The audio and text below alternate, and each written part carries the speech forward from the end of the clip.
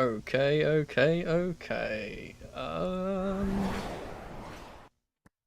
We're back. Oh, we're back. There we go.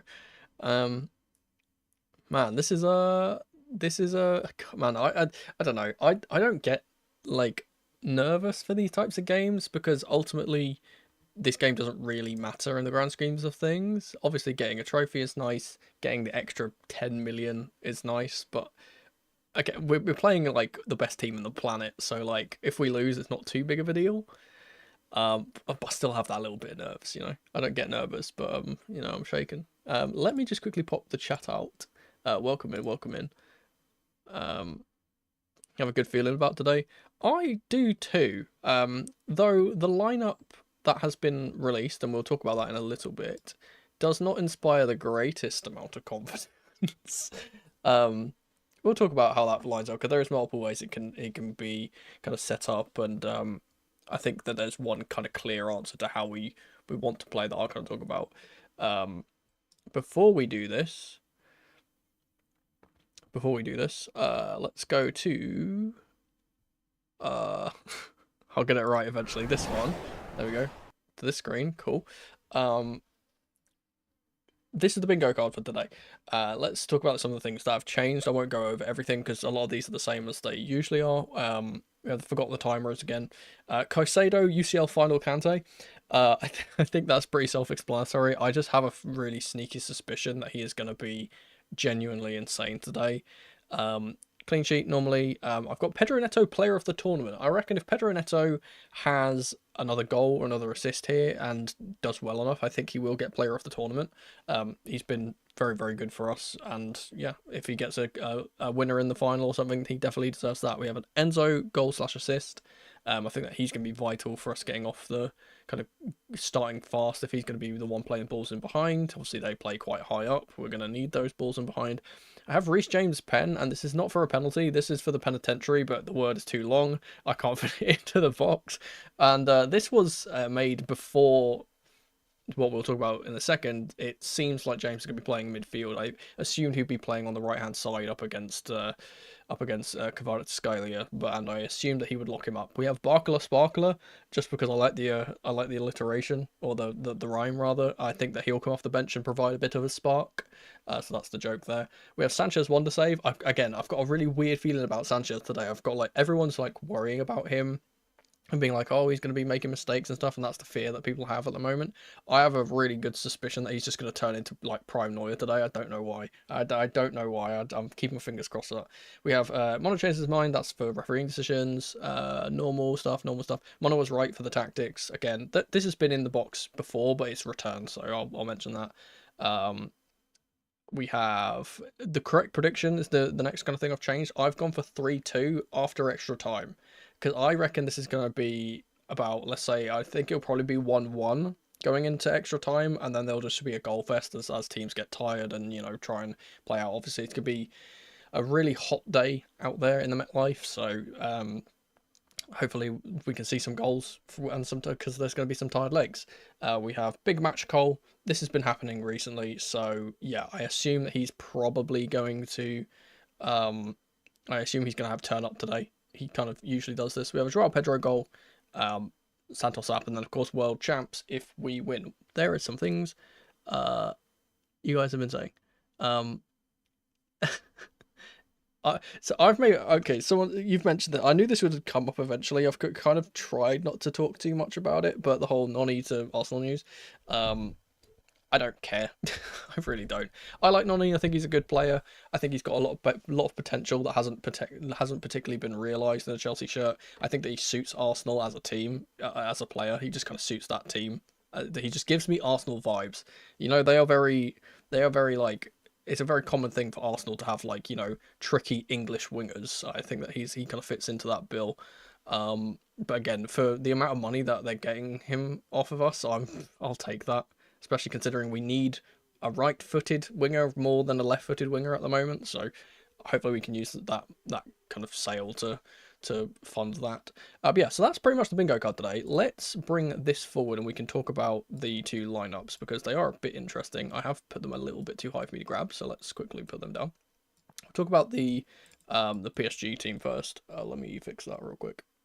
Let's talk about the PSG team first, because it's exactly as I predicted for in my preview. Exactly the same. Absolutely no changes. We have Donnarumma in net, Hakimi and Menge as the two fullbacks. Marquinhos, who's captaining the side, and Beraldo's come in because Pacho is suspended. They have another centre-back who's suspended for this as well. Vitinha, Neves and Fabian Ruiz. Desiree Doué, Kvaratskhelia, and then Dembele as that kind of, furthest forward player, but he's kind of not really a striker, but he's kind of, he's the furthest one forward. So that's their lineup. That's pretty normal. Chelsea's lineup, however, is very interesting because, again, there's a few ways that this can be read. And obviously, again, the people that make the graphics just get the squad list. They don't actually get told what the formation is or anything. So this could be different to what it looks like. However, it looks very much like it's a kind of a weird midfield here with James in the midfield. We'll bring the team in here. Let me make this really small so I can put it over here. We'll bring the team in here. We have Sanchez, Gusto, Chalobah on the right, Colwill and Cucurella at the back line. That seems very normal.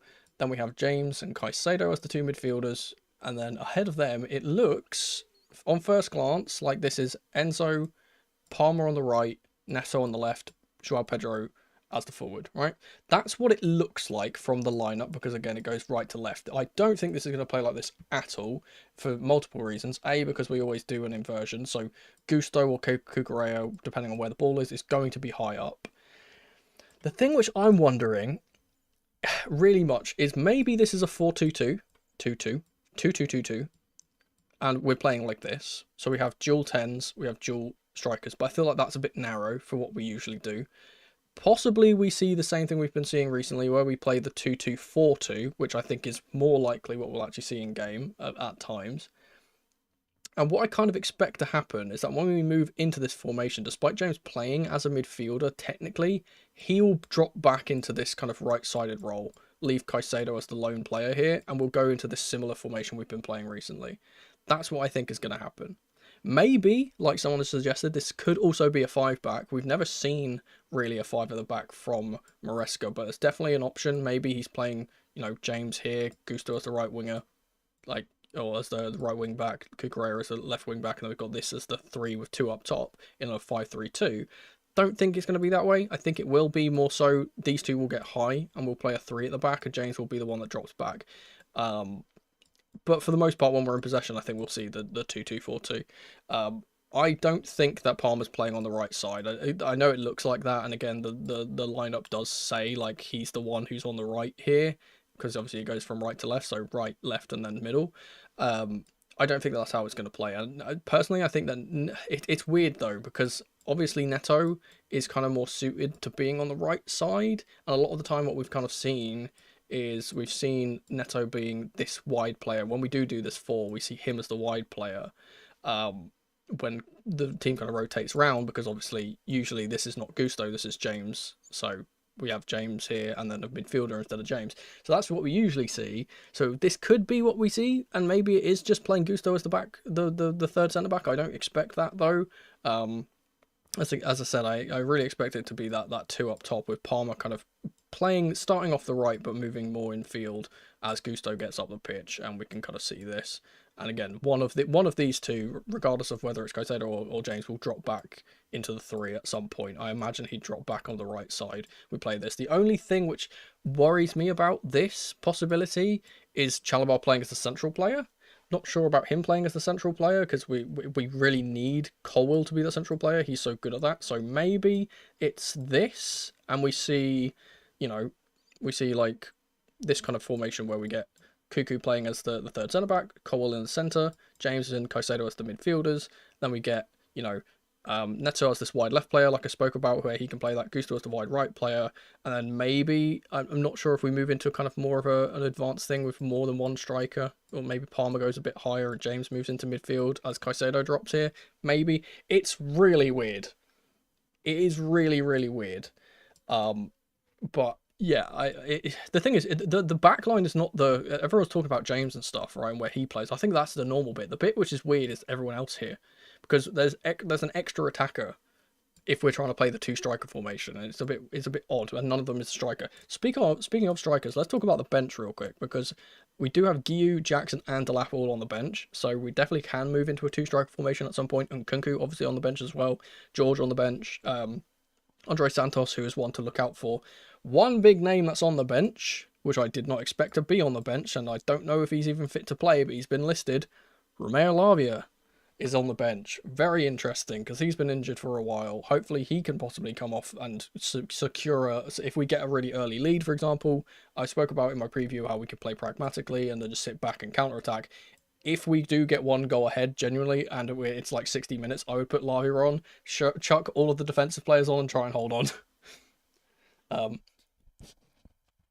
But that's kind of what we're looking at here. We've got about 10 minutes until the kickoff. I think they do the walkouts at like like 4 minutes past. But yeah, that's what I kind of expect to see. The only gripes I really have with this team, and as I said, you guys saw the team that I put out for my preview. Also, thanks for the support on the preview, by the way. Really, really good numbers on that. Maybe very, very nice words as well. The thing which worries me about this is specifically because it's hard to explain, right? I don't like James playing in this midfield. We know how good he can be at passing. When he's on the ball, he's phenomenal. We know this, right? I'll get the pen. Let's get the pen out. When he's on the ball and he can play things forward, he's phenomenal, right? We don't question that. My issue is he is too kind of, what's the word? He's too good of a player in terms of his kind of touchline defending. When he's out here, he's really good, but I don't trust him too much as a defender when he's got other players like inside of him as well. I fear that against a team like PSG that work really, really hard to press, obviously you have the two midfielders that press, but obviously Dembele and Doué and Kvaratskhelia, I do fear that he might get a bit overwhelmed. I do fear at times that he might get a bit overwhelmed, which makes me think that maybe this is just another possibility, so this is not 100%. Maybe Enzo plays a bit deeper, Palmer plays on the left side, and James comes into this 10. I think that might be a bit more secure. However, again, I'm a bit fearful of him playing here too, because like, what's the point of him playing here? I know he can obviously play, the deep balls to the back post like we see him do quite often. But that is still a bit of a fear too. I said that's just my one. Like at this point, I trust Enzo Maresca to do the right thing. I trust him to pick a lineup that he thinks is going to win us the game. So I'm not going to have too many qualms. But he is just a really question mark player in this midfield.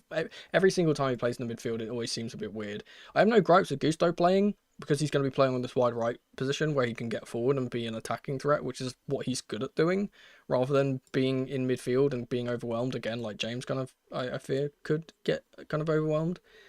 Maybe this is just really basic and we see, Gusto right back and Palmer at right wing. We don't know. We'll have to find that out when the game plays. One thing that I completely forgot to mention in my preview, by the way, and I can't believe I forgot to. I wrote it in my notes and I was doing my breakdown, and I just completely forgot to say it. Look out for PSG when they have the kickoff. If they start the game with a kickoff, I think it really favours them. Also, and genuinely, usually this isn't like a thing that matters particularly much. But winning the coin toss today might genuinely decide the game because of how they always start, where they hoof the ball out of play and then try and stand on you, and then immediately kind of, immediately put that pressure on and put that high line up. If we don't allow them to do that immediately and we keep the ball, I think it'll serve us a lot better than if they get to do that. Obviously, they'll get to do it in the second half if they don't get kick off in the first half. But you'd rather start better than end better in a way. I don't know if that makes sense. In my head, that makes sense anyway. It's much easier to start well and hold on than to start poorly and then to come back, is what I'm trying to say there. It is now 5 minutes until the game, so I will swap into this real quick. And I'm going to try and get my stream up and actually working because it was being really weird earlier. I think it lags because of the fan zone thing. I don't know why. There's a procession or something going on. It's all very American. I will say one thing. That is another thing. Is that we are very, very good in finals. We always have been. Also, I forgot to do the thing. Wait. Hold up. Wait, I forgot to do the thing. I forgot to do the thing. Why don't... Man, I always forget something. There's always going to be something that I forget. I forgot to do this. Here we go. This is our game for the day. We've got PSG versus Chelsea. There we go. Whoosh. And now I can actually bring up, where is, oh man, I'm so out of sorts, so I apologise. Now we can go to this section, I think. There we go. Oh, dear, oh dear. Right, there we go. We're back. Pop the chat up as well. Cool. And we have got some. They're doing the very American thing of doing the national anthem or America the Beautiful before the game. Also, mug check, by the way. Look at the mug. I always show the mugs. I got a frog today.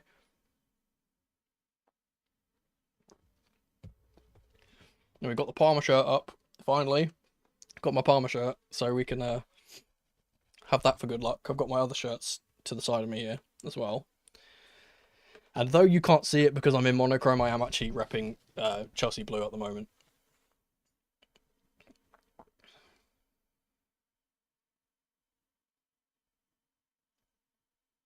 Have they? They haven't done the walkouts yet, have they? So this is a bit like, there's like 4 minutes until kickoff and they're still doing like ceremonial things, which is a bit odd.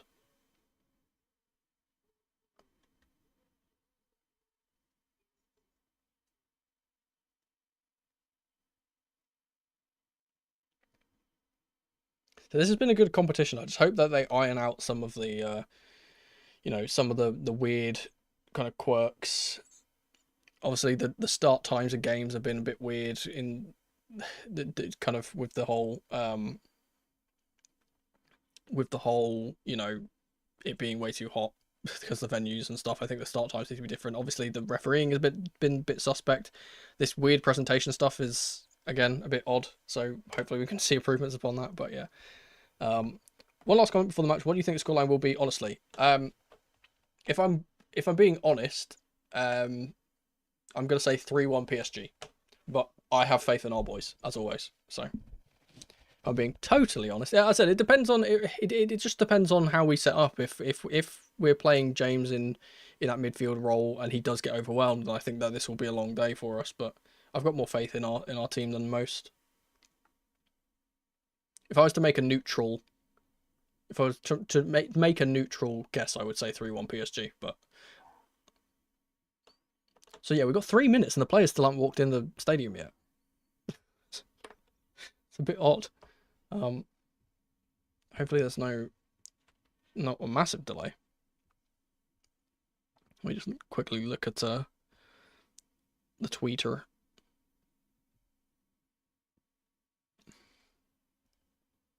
Would you win the cup, but Caicedo gets injured till December? Absolutely not. Absolutely not.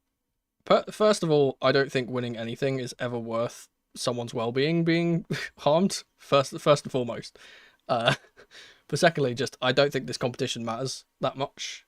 If I'm being totally honest, like we've won the large amounts of money. The extra amounts of money for winning the competition isn't a big thing to me. And again, it's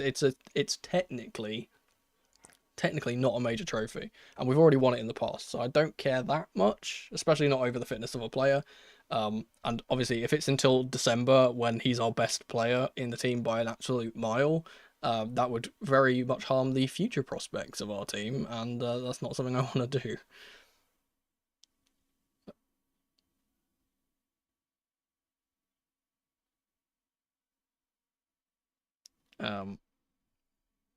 Yeah, it doesn't seem like there's any delays or anything.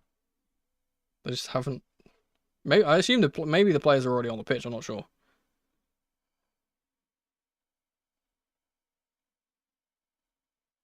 That's alright. I just need to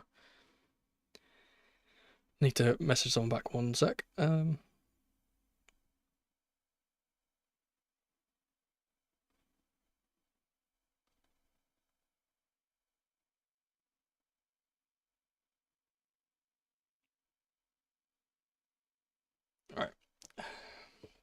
Can't find a good way to watch this game in English. DAZN insist I watch the Dutch broadcast. Really bad app in my opinion, so relying on you for it.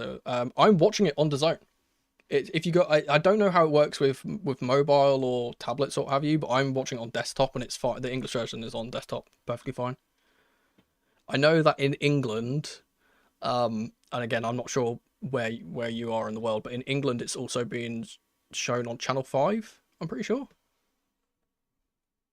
I watch it on DAZN because it's just easier because the website is much more accessible.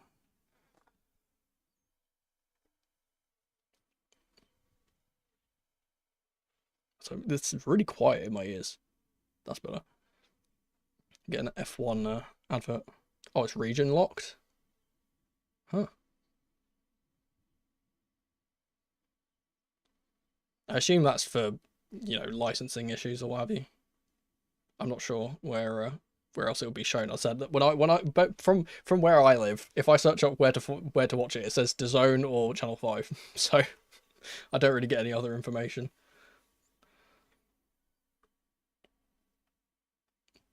I'll be doing my best to do some commentary at least.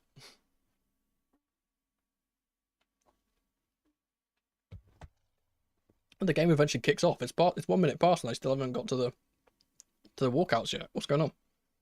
I hope my stream isn't really behind. Maybe I have that GR. I'm gonna refresh my stream.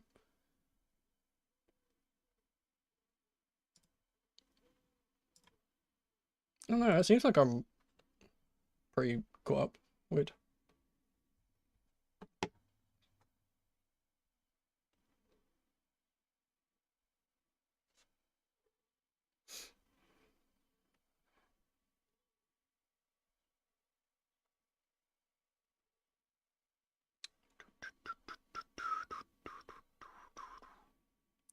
Okay, now the players are walking out. There we go. Malo Gusto is the first player out, which is interesting.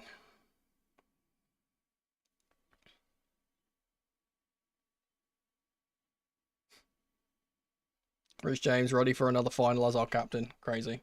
And we've got a big Tifo out. Love that. Pride of London Tifo out on our side of the stadium. There's so many people. It's actually packed. I'm actually really happy. I wanted to address this. I saw that there was news of some of the American Chelsea fans being given tickets by the venue, which is nice to see. I know venues always do that whenever it's like in a sporting event, but like it's good to see like actual Chelsea fans getting those tickets and stuff. The more in the stadium, the merrier. Um,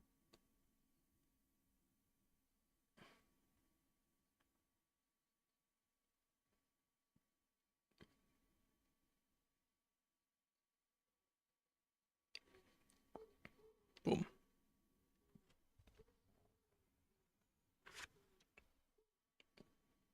It's Nuno Mendes. Trying to figure out who the commentators are.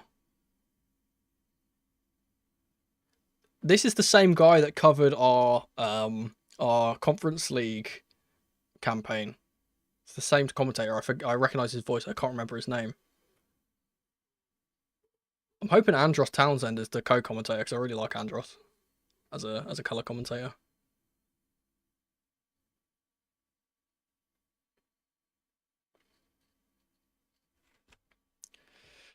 Here we go. Teams are now lining up next to each other. I said very interesting to see who wins the toss here. I'll be looking out for that. This is going to take ages. It's 3 minutes past. They've got all of the like pyro stuff still on the pitch. It's supposed to be an 8 o'clock kickoff. People are going to miss their trains home. Or I say trains. It's not a lot of trains in America to be fair, but miss their bus or something. And I will say as well, we are the home team for this final. We've been the away team for the majority of our games. And we are in the home strip, which is good. So we can raise the trophy in Chelsea blue. That would be nice.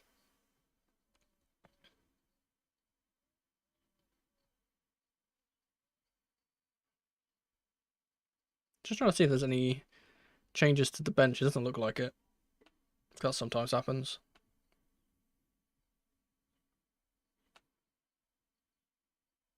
Yeah, exactly the same lineup for for Paris Saint-Germain.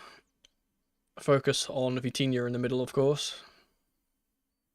And focus up top with Ousmane Dembele. There's no real changes to their bench either. They've got a very much a smaller bench than we do, but I don't think that's going to matter. VAR is a German, Bastian Danke. VAR assistant is from Nicaragua, and the support VAR is from Croatia. Good. That's nice. Fair and balanced. I don't actually know who the referee is. Hopefully we'll see that after this ad break, because DAZN decide to do an ad every 5 minutes. So literally 6 minutes between the last advert and this one. It's great. I need to put my my roll call out on Twitter real quick.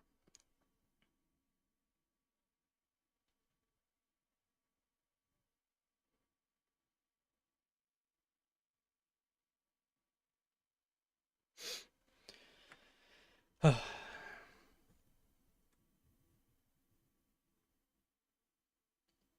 also very happy with some of the quotes we've been seeing from the players. They seem really, really up for this, and I guess part of that is probably due to Enzo Maresca. Part of that is due to our new like motivational coach, which is good. Hopefully we can see some hearty performances out there as well. That'll be good.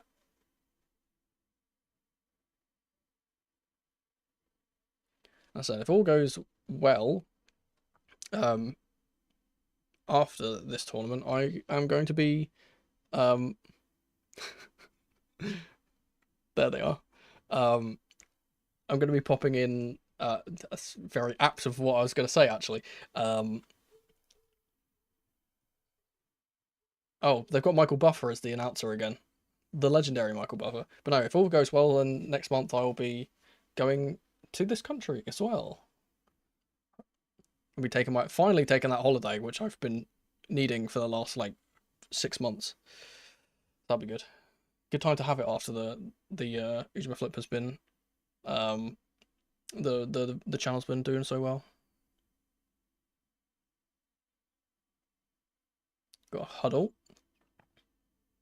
I'm trying to think. I'm trying to see who was talking there in the huddle. It wasn't James. I think it was Enzo. Enzo rallying the troops.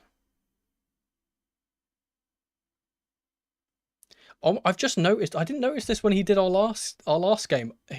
He literally is calling it like in the blue and white corner for the kits. I didn't recognize that the last time. That's really funny.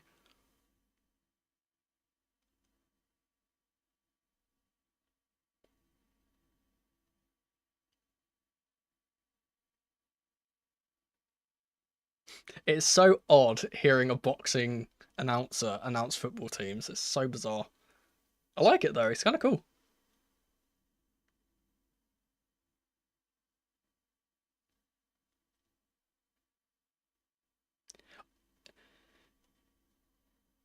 The thing is, like, and I know this because obviously I'm a big boxing fan, but like, getting Michael Buffer to do introductions is expensive. You've got to pay a lot of money for that man, and they've done it like for all of the semi-finals and the final now. He must have made bank off of this.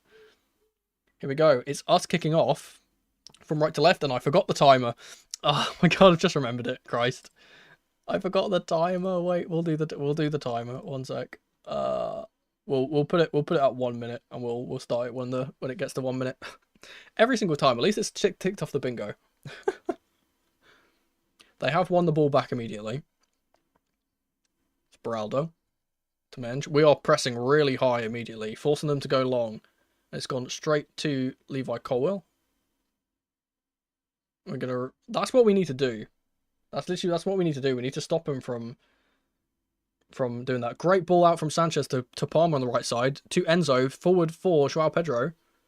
We started really well here. Palmer on the right.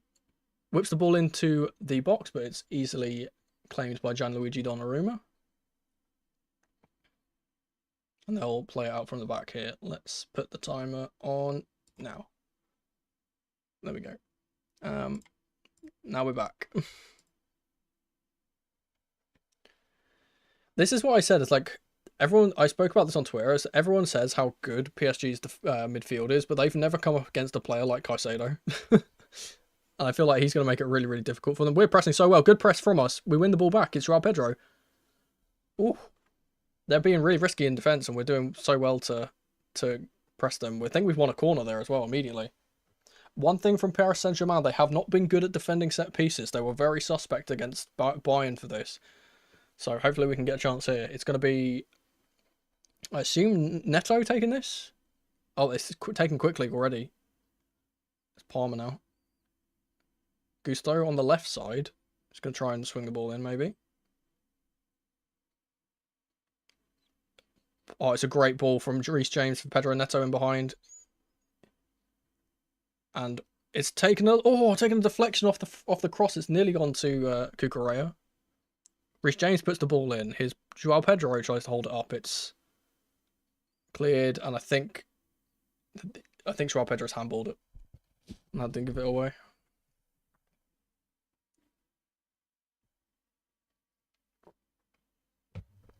It's actually offside. Pedro started really, really well. Here's Marquinhos. James is leading the press here really, really well, by the way. He's the one who's going up high. Long ball from Marquinhos into midfield. Little flick around the corner. Doesn't fall to anyone but Cole Palmer. They've won the ball back here, though. Here's Nuno Mendes.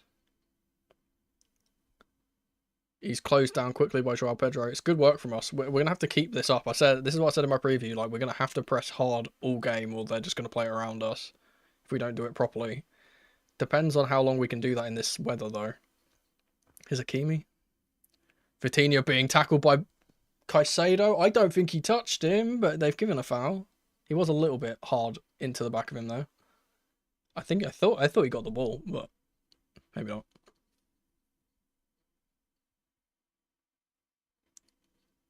Marquinhos will take the free kick now.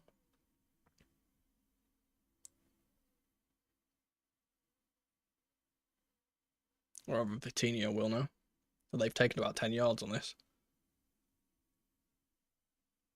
Back to Marquinhos. It is Palmer on the right side as a winger for the record. He's like up there the entire time on Nuno Mendes. Long ball for Marquinhos in behind. It's being tracked by Pedro Neto, who's doing the defending here, who heads it back to Sanchez very confidently. Good work from him. So he is playing almost like a left wing back at times, so that's really good tracking from him there. We're going to be trying to pass it out from the pressure here. Here's Sanchez. Good ball out to Cucurella on the left side from him. Good work from Enzo to beat the press and play the ball in behind for Joao Pedro. Malo Gusto's the one who's making the run into the middle. He can't reach him, though. He's held up well by Marquinhos. Here's Pedro Neto. They've got numbers back now.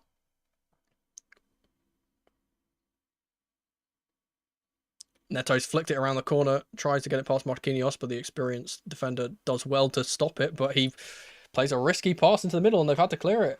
They're unsettled here. They're not liking the pressure, I tell you that. They're really not. Really confident start from Chelsea in the first 5 minutes. Here's Cucurella on the left side. Trevor Chalobah. James does well to hold off the pressure and get the ball through to Enzo, who gets it to Palmer. One pass and Joao Pedro would be through, but he's been buffeted off the ball, Palmer. He's taken on Fabian Ruiz and beaten him. He's played it for Malo Gusto. Good whipping from him. It's a good block from Beraldo. Reece James wins the ball. That goes out. And Chalobah, who's Caicedo, tries to play the ball over the top for Malo Gusto, but they weren't on the same wavelength. We're playing so good, genuinely.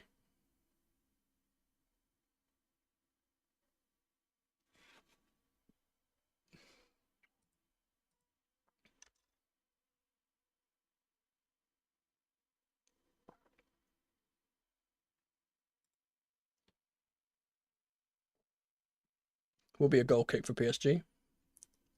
They obviously want to play it short. We are setting up really high and not really allowing them to.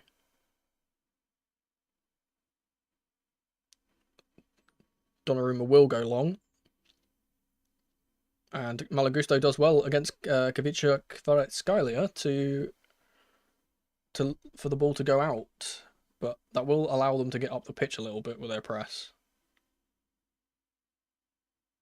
It will be Gusto who takes the throw in. Chalobah. It's Levi Colwill who is playing central. Pass from him is to Enzo. First time ball to Caicedo is really good from Caicedo. Great ball out from him to Cole Palmer on the right side. Up against Nuno Mendes. Gusto does well to receive the pass from him.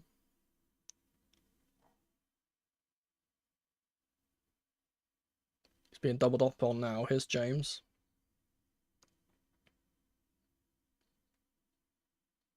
Ooh, a little bit of a hospital pass from James to Chalobah there. He's gotten away with it. Good ball from Colwill through the lines to Caicedo. Now is Neto on the left side. Up against Hakimi. Caicedo to James.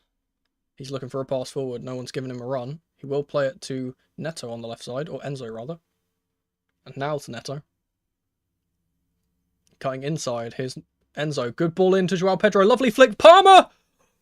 Oh, it's in! No.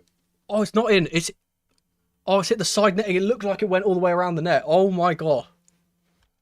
I swear that was in. That's mental, but that's a really, really good play from us. It's a lovely little 1-2 with Enzo. The flick from João Pedro is beautiful. Oh, that's so close from Palmer. It's so close from him. That would have been a great start. We've started so much better, the better team. Again, I'm not sure how long that will last considering the heat. We're working really, really hard to get that advantage. Long ball from Gianluigi Donnarumma. And who's there? Trevor Chalobah. Teams have been doing that against us all tournament, and we've just been dealing with it so easily. Long ball from Sanchez under pressure will go to Nuno Mendes. But it's Gusto that wins the second ball. Good work from Gusto as well to play out though. James and Gusto combining on the right side. It's Caicedo. Long ball from him. In behind for João Pedro, who's on the right side of the defence here. Cuts inside of his man. I think that was Fabian Ruiz who actually got back. No, it's Beraldo rather. It's Vitinha. Marquinhos. They're slowing the game down here. I don't think they like the speed that we've been playing at. They're trying to make it more pedestrian. Here's Beraldo. Mensch. They're getting booed really loudly by the Chelsea fans in the crowd. Long ball from Hakimi is for... Or rather, long ball from... I think that was Neves to Hakimi. Here's Neves again.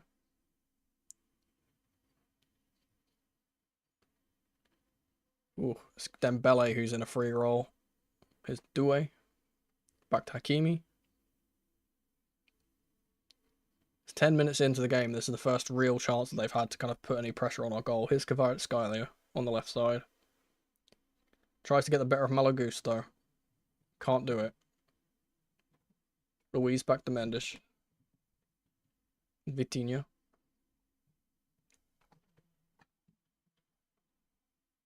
Here's Hakimi.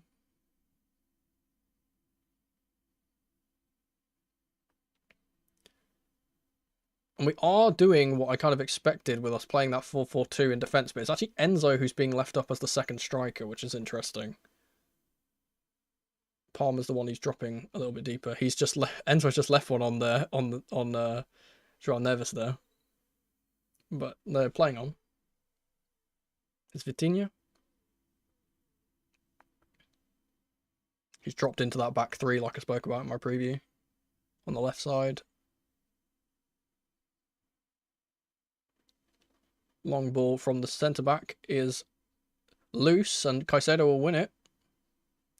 It's a horrible, horrible clash between João Pedro and one of their players to the point where they're going to have to stop the game for some treatment maybe? No, it was Mendes. There's not really anything in that, to be fair.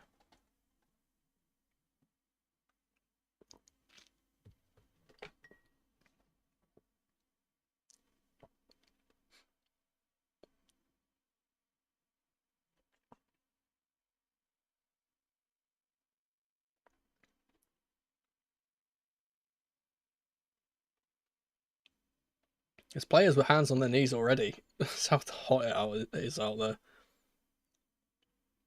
Here's Vitinha again. I feel like I'm going to be saying that name so many times in this game. Long ball from him out to Hakimi. Or rather, no, this is Doué. Here's Hakimi. Tackled by Caicedo beautifully. Great win. And we're going to play it forward quickly. Good work from Pedro Neto. Or Joao Pedro, rather. God, I'm going to get those two confused all the time. Long throw from Cucurella will go for Joao Pedro. And he wins another throw high up. We can take this quickly here. We can go. Here's Enzo. Nice little 1-2 between him and Pedro Neto. And Joao Pedro's won it back again. Here's Enzo. Given away by him, but he's won back immediately by Cucurella. Given away, but won back again by Caicedo. And now they're going to give a foul for something earlier, which I don't think that's a foul. And it is Andros Townsend on the co-commentators for the record. Let's see. Is there any touch here? Absolutely none. Absolutely no touch on Doué, and he goes to the floor, of course.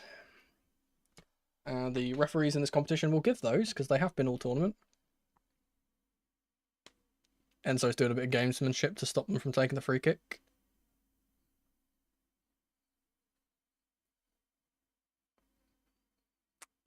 Here's Beraldo. Fabian Ruiz.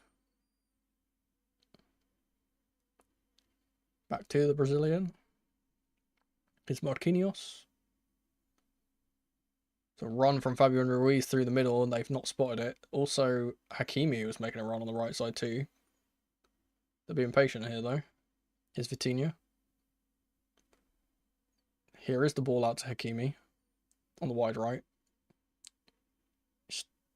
Ball to the back post is utterly woeful, and it's closer to the corner flag than it is to any player.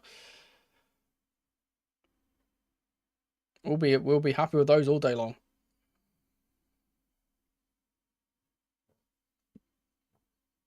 God, that Palmer chance is so close. So a little flick from Pedro is beautiful as well.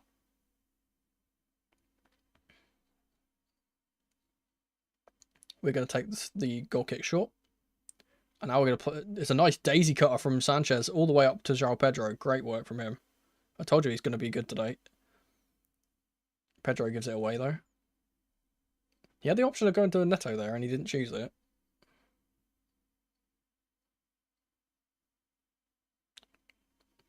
Here's Ruiz. Then Bele, who's moved into a right-back position at this point. So the rotation from these players is crazy. I don't know. He just doesn't have a set position. He's just going wherever he wants to go. Beraldo into Hakimi, who's inverted.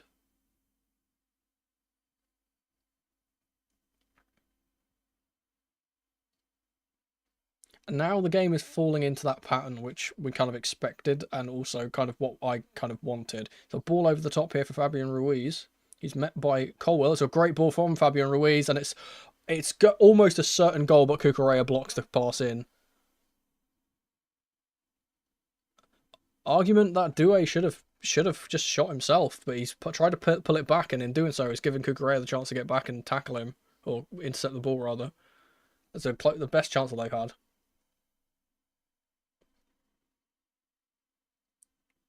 It's a great ball from Fabian Ruiz. Good work from Cucu, who has now just been fouled, and it will be back with Sanchez. Long ball from Sanchez to Malo Gusto on the right side. It's a fantastic ball from Sanchez. His distribution today has been phenomenal. Whipped into the edge of the box. Gusto. Oh. So it was whipped in by Gusto to the edge of the box for Enzo. He tried to play it first time over the top, and no one's read the ball.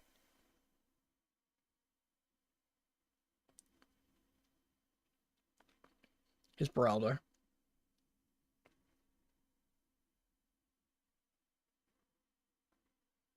Vitinha. Tracked by James immediately. They've gone back to Gianluigi Donnarumma, who's not the safest on the ball, so pressing him might be a good option, and Joao Pedro has done that, and he's given the ball away immediately from that pressure. Ball will be headed out by Gusto, though, for a throw.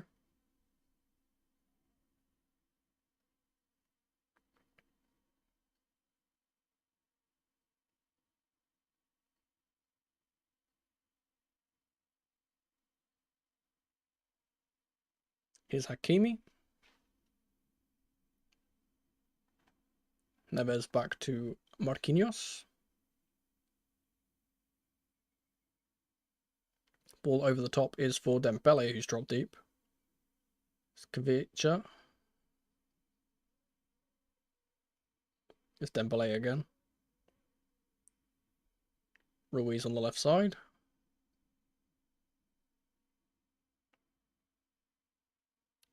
Marquinhos with the long ball over the top, and it's just going to go to Chalobah, who heads it out for Gusto, who's going to clear. Smart from him. We don't want to be sitting too deep, though, so we are going to be pressing up a little bit here, hopefully.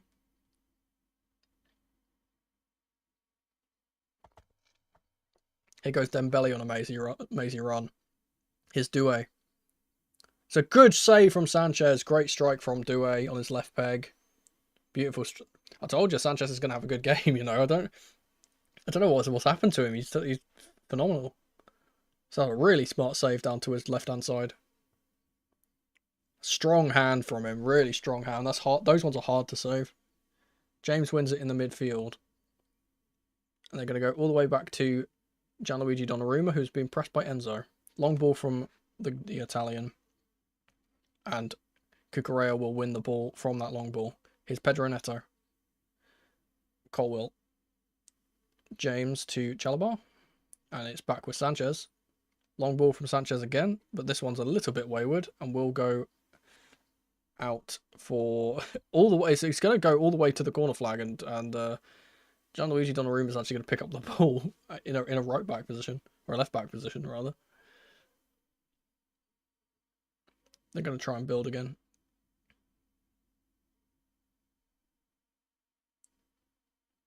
The pressure, our high line and our pressure is great to see. This battle between Cucurella and Doué, by the way, is going to be the main one to watch out for. Because that's with the side that they're going down the most. He has won that exchange, Doué. Here he is again. Here's Vitinha.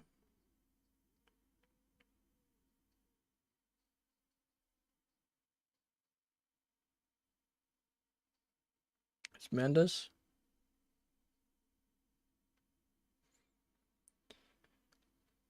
Here's Vitinha again. Good pressure from Cucurella, and he makes Neves kick it out for a throw. There's some stars in the crowd. I think that's Nani, right? Looks like Nani. Not sure. I'm blind. I haven't got my glasses on. It's probably someone else, to be fair. Just look. He has the same haircut as Nani. Caicedo. Back to Sanchez.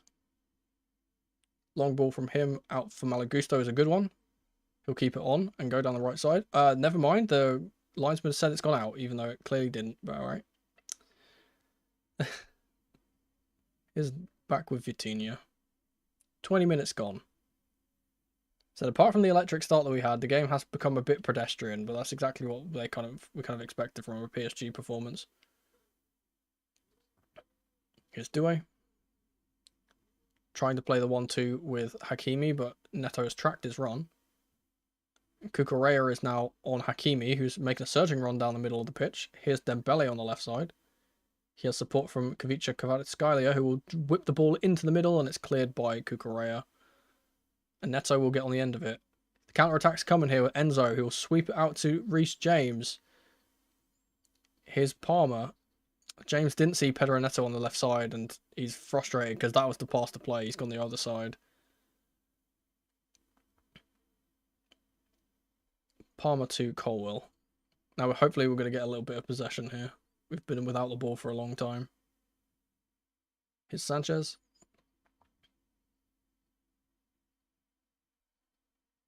Long ball from Sanchez again to Malagusto. It's the out ball every single time, and he's done really well, the Frenchman, to win here. He's one-on-one with the goalkeeper. If he can get a strike on goal, he decides to cut back.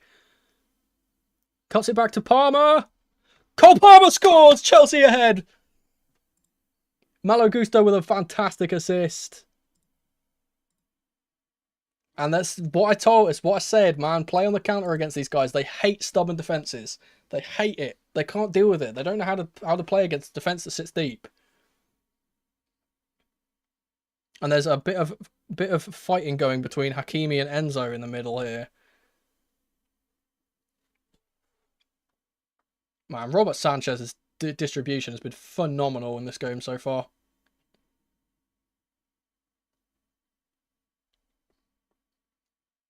I don't know what they're complaining about. I think they're complaining about possibly one of the challenges from Enzo in the middle before the play happened. I'm not sure. Chelsea advantage. It's his 17th goal of the season. Cole Palmer. I told you, big match Cole. He always turns up in these. Oh, I think Malo Gusto might be offside. But he doesn't play the ball to be. I mean,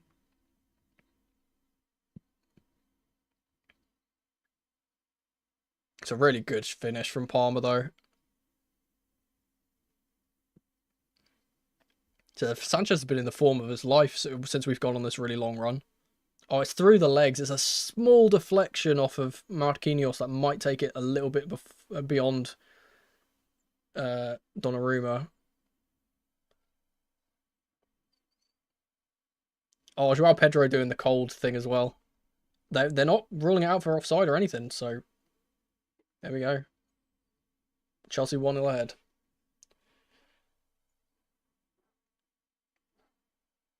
And they have kicked off and done the thing which we know that they like to do, where they've kicked off and kicked the ball as far up the pitch as possible. Here's Caicedo. Tackled by Vitinha, or Neves rather.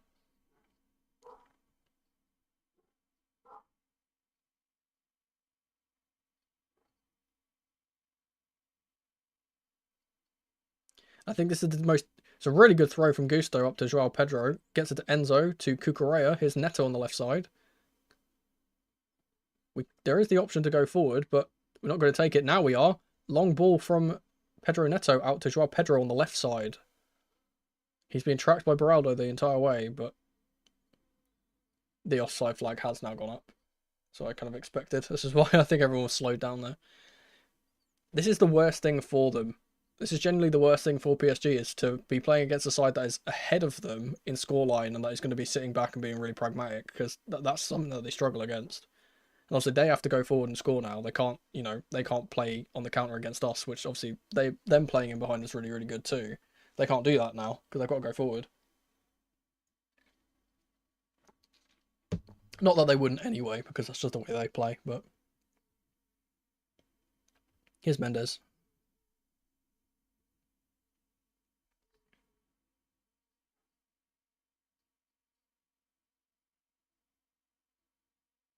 Hakimi into Neves. Here's Mendes again. And Dembele, who's on the left once more. Plays a really good ball in behind here, but Chalobah will win it. Great tackle from Chalobah. Wonderful.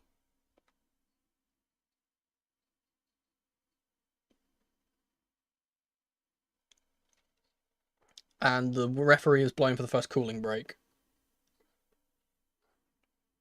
Which is good, because that allows Enzo Maresca to get some more instructions to his players.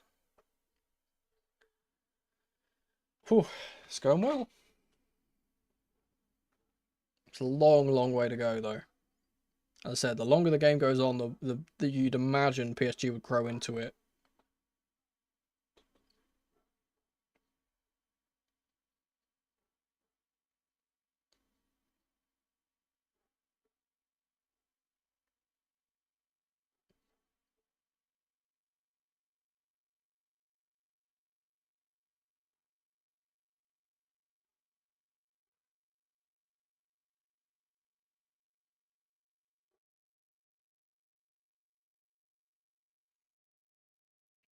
So Enzo is talking directly to Cole for some reason. He's the one he's being spoken to.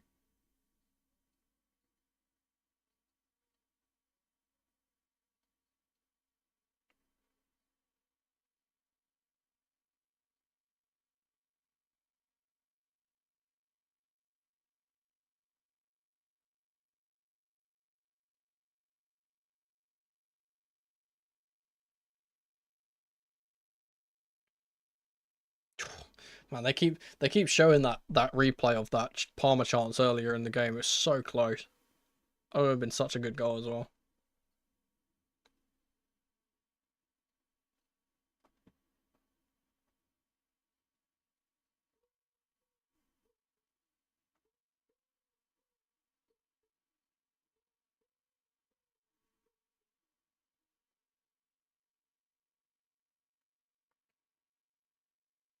You know, for my money, Sanchez has been our man of the match at the moment.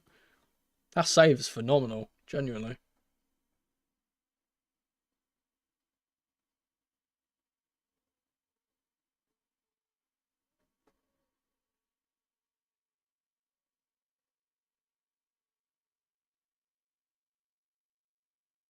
I like this new system that we play, man. With Gusto being the kind of like overlapping, like right-sided player, it's so much suits our team so much better.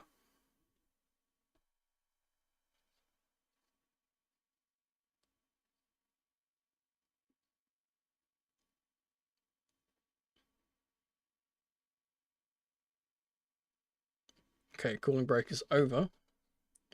It'll be Mendes to take the throw.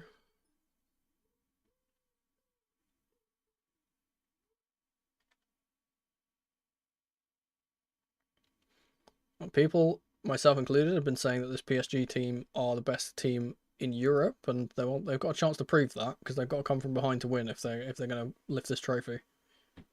Here's Hakimi.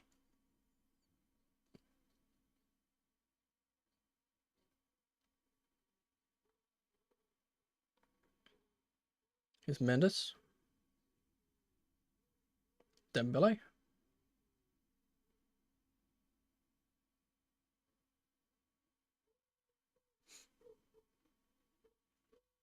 Dembele's pass is blocked, and it's Enzo who will pick up the ball. Good ball from Colwill to Palmer, who's running in on the right side. He tricks it. Palmer again, man. He's the best player on the planet. He's the best player on the planet. He's just completely and utterly fooled the entire defense on his own. What is this guy, man? He's an absolute phenomenon. I told you, big match Cole. Never mind, I take it back. Sanchez, sorry about you. Sorry, bud, but Cole's just taken that off of you.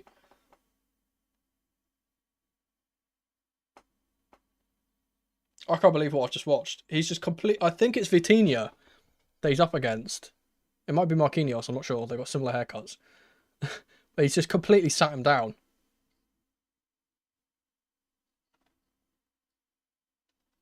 Well, people were complaining about him being the poster boy. Well, he's the poster boy for a reason. There we go. Who is he up against here? I think it is Vitinha. Yeah, it's Vitinha. He completely sells Vitinha and Marquinhos and Beraldo an absolute dream. He sends them both to the shops. Same corner, puts it in the exact same place. No chance for Donnarumma. Well, I said it just now. I'll repeat myself just in case. If PSG are the best team in Europe, like they claim to be, they've got to come back from 2 goals down now to win this game, so they can prove it. It's phenomenal. We played so well. Every single time we score as well, we get another spring in our step, which is just even worse for them because now we just have more energy. Here's Beraldo. Palmer hat-trick, please. That would be great. Palmer has just been absolutely clattered by one of their players and they haven't given a foul. Gusto battling away with one of their players and doing really well to win it. Here's James. Gusto again winning the ball. Not getting the referee decision though, and the pass from Dembele is wayward, and Cucurella will pick it up. Sanchez to Colwill. His Caicedo. Back out to the Englishman. Long ball from him is blocked by Neves, out for a throw.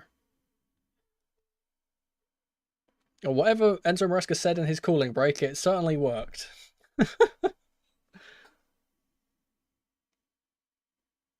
Oh, he did take an elbow in the head. Accidental one, but he did take one. Here's Gusto. Or Joao Pedro, rather. Flicks it around his man. Ball will fall to Chalobah, who sprays it out beautifully to Pedro Neto on the left side. We're up 4 against 5 here.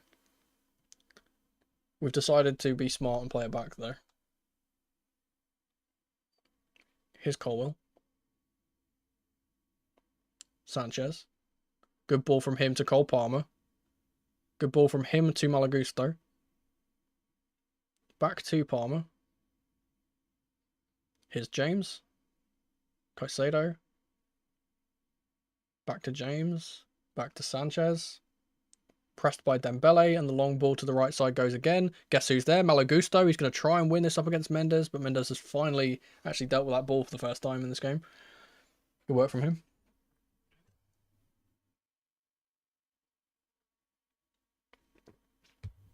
There's been a clear emphasis from Enzo Maresca's tactics to target that right side where Mendes is going high. Here's Doué to Hakimi on the right side. Marquinhos. Mendes into Neves, who's given the ball away to Malagusto. Gets the ball up to Pedro. Here's Palmer. Enzo looks for the pass for Neto, but he can't get there. Caicedo's done well up against his man though to win the ball back. Colwell into Enzo. Here's Cucurella. The first time football we've been seeing in this game from Chelsea is phenomenal. We've been playing so well. Neto's decided to take on his man, does well against Hakimi, and is brought down for a foul. He was up against 3 players there, and he said, "You know what? Screw it, I'm running." Good work.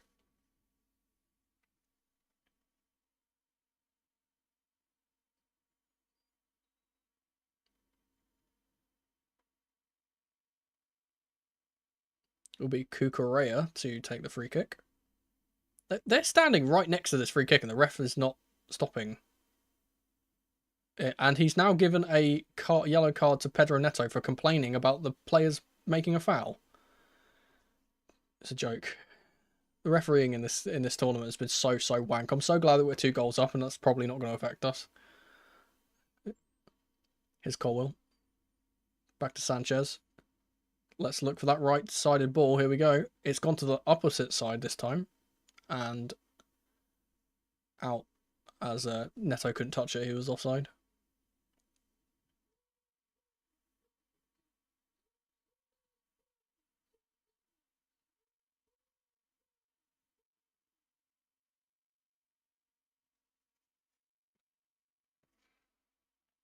Here's Hakimi.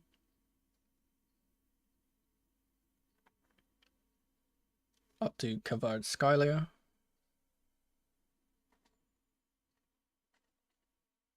Beraldo to Marquinhos.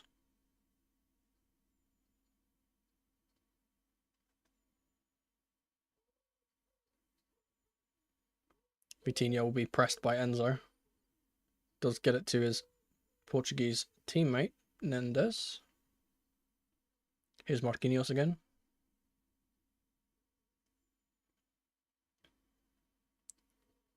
Here's Doué. Hakimi. Caicedo wins the ball back, but then loses it, and then commits a foul and kicks the ball away, and he's probably going to get a card for that. Yeah. This referee's going to decide to make the game about himself now that we're 2-0 up. You can see it coming from a mile away.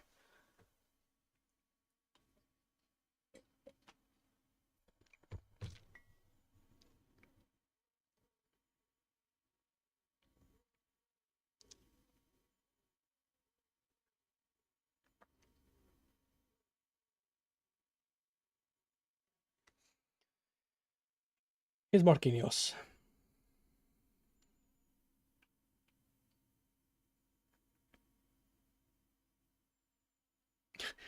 They've just announced that yellow card for Moises Caicedo, and the entire stadium has just complained. And there he is, Moises Caicedo winning the ball back again. Tries to play the ball to Pedro, but he's not smart to it. The thing is, though, giving Caicedo a yellow card's not a good thing. That just makes him play better. He genuinely turns into a different beast whenever he gets a yellow. Vitinha does a Cruyff turn when he's under no pressure in the middle of the pitch. Plays the ball in behind, and Sanchez will sweep beautifully. Well done from Sanchez. Good anticipation from him. He's going for a remontado right now, tell you.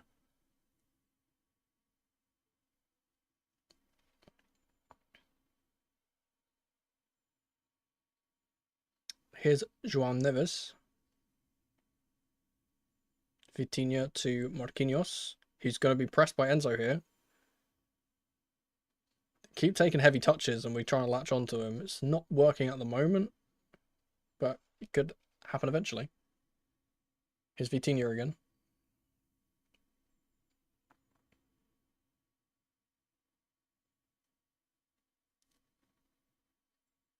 There's a pretty lonely job up there for João Pedro, I will say. He's having to...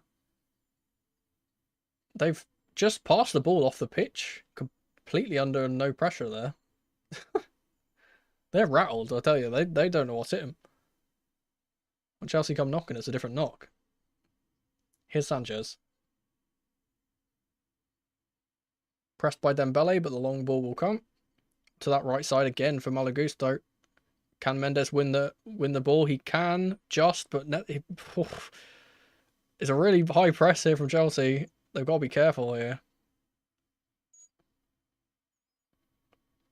They played it against Pedro Neto on the left side, out for a throw for Hakimi.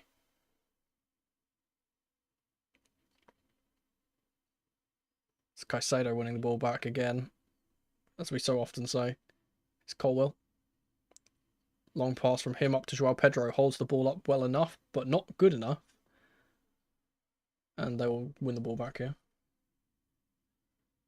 Enzo has been, like, he's been the one player who's just constantly pressing, by the way. Like, he must be shattered at this point. Ball out to Hakimi. Now it's back to Beraldo.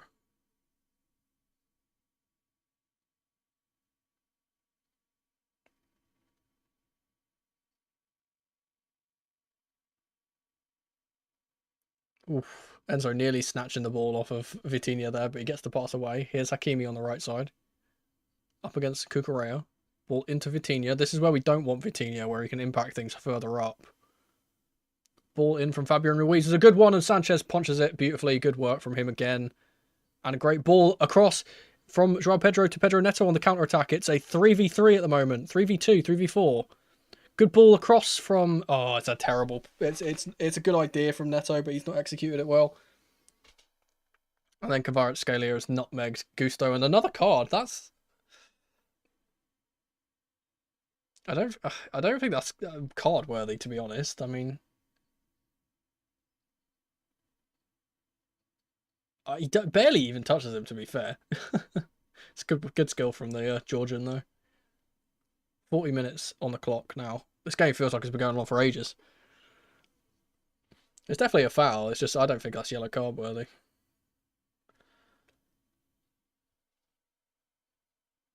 All starts with a Superman punch from Sanchez. Here's Vitinha. Oh, he's nearly had the option to shoot there. He didn't take it. And Neto will hammer the ball long. That's what we need to do now for the rest of the game. Like, they've got to score 2. They have to score 2 goals, not just 1. They've got to score 2. If they can break us down once, it will be a miracle, let alone twice. We just got to keep doing that. Just keep clearing the ball up. That's exactly what Botafogo did to them. They just kept clearing the ball. They couldn't do anything. Is Dembele playing? Yeah, he is. He's playing in a bit of a weird position, though, because he's not actually staying in that kind of central role where he's kind of built. He's been dropping deep on the right-hand side a lot. Good ball into Doué, but Colwell will accidentally kick it back towards Doué, actually. And they've actually let it go out for a corner. Good work from the Frenchman there.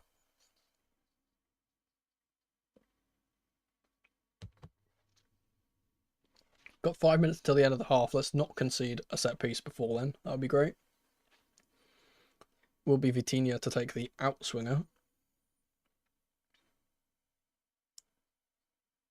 So we've been very good aerially, so I'm not too worried. Sanchez is starting quite far away from his line, so he might be going to try and claim this. It's a short corner.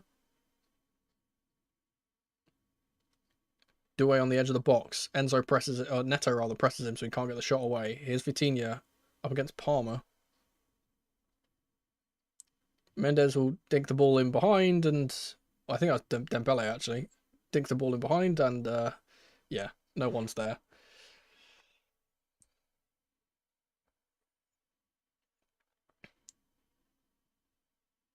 There's Hawaii a chance directed at Dembele. Oh my goodness, what just happened? Oh, thank you for the subscription. Visual Menez. Balsas, rather. Good ball from Chalobah up to Cole Palmer.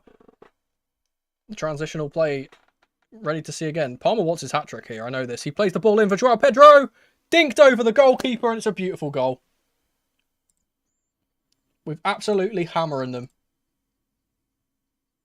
We're absolutely hammering them. They can't deal with it. They cannot deal with the transitions. They're so bad. They just can't deal with it. That's 3 goals in 2 games now for Joao Pedro. Well, no, technically 3 and 4. No, 3 and 3 rather. 2 in the space of 3 in the space of 2 games, but 3 and 3 is what I meant to say. Another. Oh my goodness, that was loud. Oh, thank you for the. Wait, hang on. For the Swiss francs, I think that is 5 Swiss francs. Do tell me no. Let me know if that's wrong. Greetings from Switzerland. Yeah, so I assume that's right. Thank you. I appreciate the donation. I appreciate the sub as well. Come on, you Blues, indeed. Yeah, I mean, well, there's a. I mean, when you said to me at the start of the game, someone asked me in chat. They said, "What do you realistically think this game is going to be?" And I said 3-1 Paris Saint-Germain. I did not expect Chelsea to be 3 goals up in the first half. If I'm being perfectly honest. It's a great pass from Palmer. It's a great pass from Chalobah to start it off as well into Palmer, who gets the ball to Joao Pedro, and the champions of Europe are being absolutely hammered by the other champions of Europe.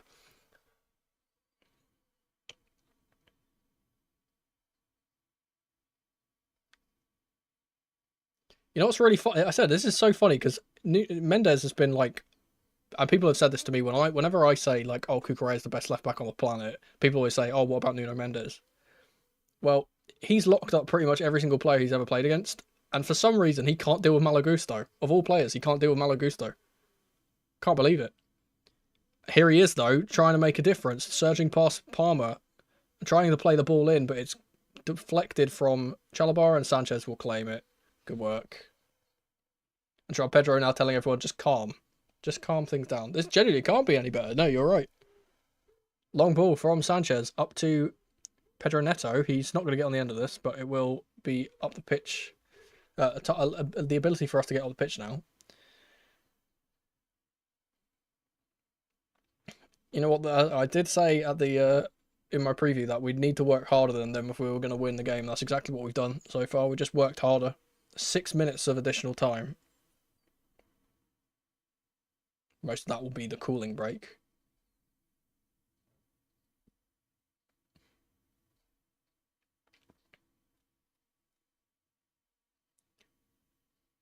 I mean, they've got to be careful. As I said, this is only 45 minutes. This might turn into one of those, you know, Barca Bayern scorelines.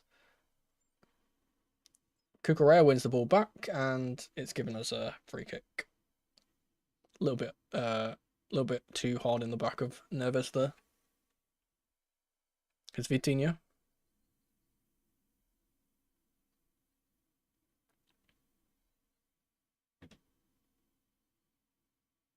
Here's Neves. Here's Doué. Gets the ball back to Mendes. Here's Neves on the right side. Hakimi on the right now. Dembele has moved over to the right side and Doué's on the left, tackled by Caicedo. We'll just come back at us though. Here's Vitinha. And Mendes again. Here's Doué on the left side, up against Malo Gusto. Tries to play the ball in, but who's there? Reece James. It will fall for Kvaratskhelia though. James again wins the ball. Malo Gusto doing some keepy-uppies and has kept the ball in for us to play it long. Here's Beraldo.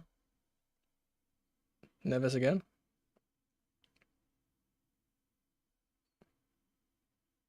Dembele. Hakimi on the overlap. Good ball in from him, and it's a great header from Neves, but Sanchez with a great save once again. The header didn't have much power on it. If it did, that was probably a guaranteed goal, to be honest. Good direction, though. Good save. A shorter goalkeeper wouldn't have got that. The ball has gone all the way over the top to Donnarumma.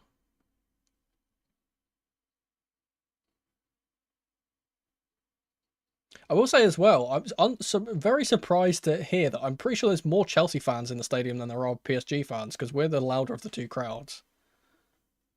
And have been throughout the majority of the game. Here's Dembele in a central position now. Here's Kvaratskhelia on the left side, up against Malo Gusto. Can't get past the Frenchman, and he's dragged Palmer down with him. Here's Gusto into Joao Pedro, who's going to be running down the right-hand side here. He needs support. No one's up there with him. He's done really well to get away from his man. And the referee's played advantage here for Pedro Neto. In fact, he wasn't playing advantage. He just didn't call the foul for some reason. All right.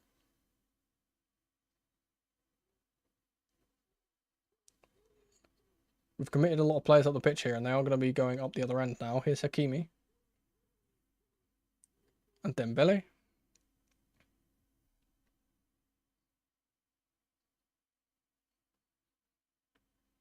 Good ball in behind. Here's Hakimi. His block is crossed by who else but Moises Caicedo. Phenomenal.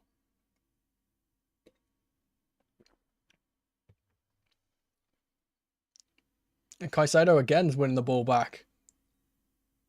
And now they've given a foul against him for nothing. Oh man, this referee is doing everything in his power to piss me off, I tell you. Ball in behind from Doué to... I'm not even sure who that is. I think that's... Oh no, that is Doué. It was Hakimi who played it into Doué. And of course, Chalobah just sees the ball out very nicely. Yeah, absolutely no bias from this ref. I don't know where the ref's from, to be honest. I know the VAR officials are from a mixture of European countries. And, yeah, I assume he's probably from Spain or something, the ref. Anyone else feel like they're dreaming? Honestly, I mean, call me Mystic Mac, as I always say. I did say if we sit back and counter-attack them, they're not going to be able to deal with it. Said we've got one of the best defences on the planet at the moment. They're not going to be able to break us down if we play like a Stoke City. Palmer has just handballed the ball and gotten away with it, so we'll excuse that one. Here's Ruiz. Dembele. They do have a little bit of an option to go forward here, but Dembele's part... Do you know... Dembele's pass is very, very poor. It's gone off for a throw. He has been utterly awful today, Dembele. He has been so bad. Every single pass he's tried has just been completely off. Long ball from Colwill is just going to go to the corner flag. We don't care at this point. We're just like, get it long. Doesn't matter now.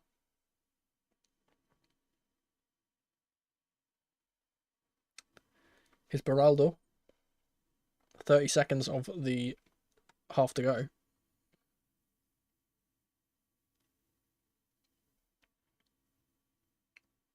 It's the last chance for them. They've got to get the ball going forward. They're not trying. Good run from Fabian Ruiz in the middle, and Mendes has tried to pick him out, but instead has got Doué, and he's been tackled by Pedro Neto. And Doué has actually kept the ball in, which has actually helped us. And because I was going to go out for a corner, I think, but he's actually kept the ball in for some reason. And now Sanchez can claim it. And that is the half-time whistle. A very, very, very, very good performance from Chelsea, and to be honest, unless we see an absolute miracle, I don't think PSG are getting back in this game. I would like to see us make a few substitutions quite early in the second half, just so we can keep that energy up, because that's basically what's winning us the game so far. I don't think it's that they're lazy. I think it's just the fact that we're just outworking them. I think they've been a bit shell-shocked by the fact that we came out so quickly and they never really got they never really started, really. Like we got ahead so quickly as well that it was just like, well, they couldn't really build off of like keeping in the game. Yeah, I am gonna quickly, if I can, move into the be right back screen so I can go to the bathroom. I'll leave you guys with the be right back screen and the scoreline. As I said, I'll be just a moment.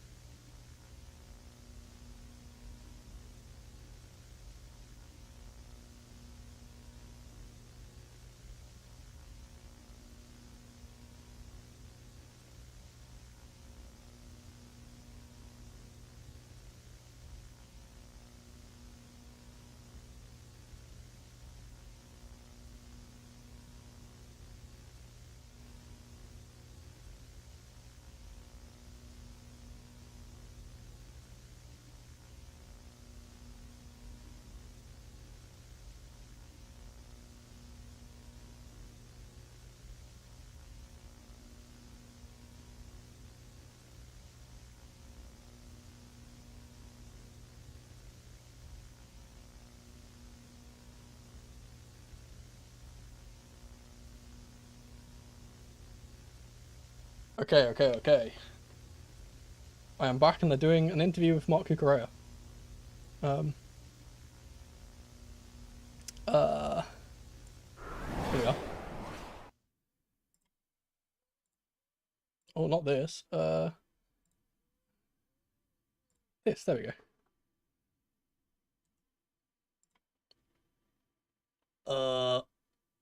There we go. One of these days, I'll get used to being able to do this. I've just seen.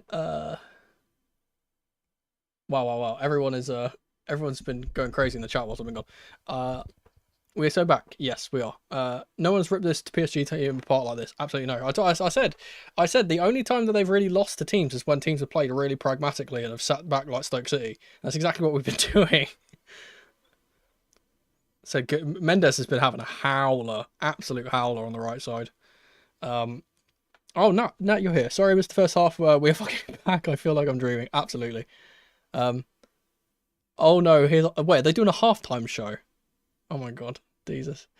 The dominance, the ruthless scorer, Joao Pedro shows us what Jackson has been knowing us. Yeah, I think Pedro is going to be so valuable to us in the league. I think he's that kind of little bit extra, because he can still do the things that Jackson does, and I think Jackson is still better at those things than him, but he can do it. But I would take that kind of little bit worse build up and hold up play for the better finishing. So there we go. Yeah, and this is what people a few months ago were complaining about Maresca, saying he wanted to go out. I've always stuck by him. I stuck by him before we even had him. That was my prerogative. Gusto's been fantastic. I can't actually tell who's performing.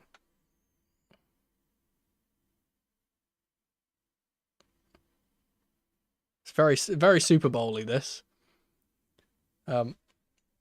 I do need to order kebab. So I'm going to try and do that whilst the halftime show is on.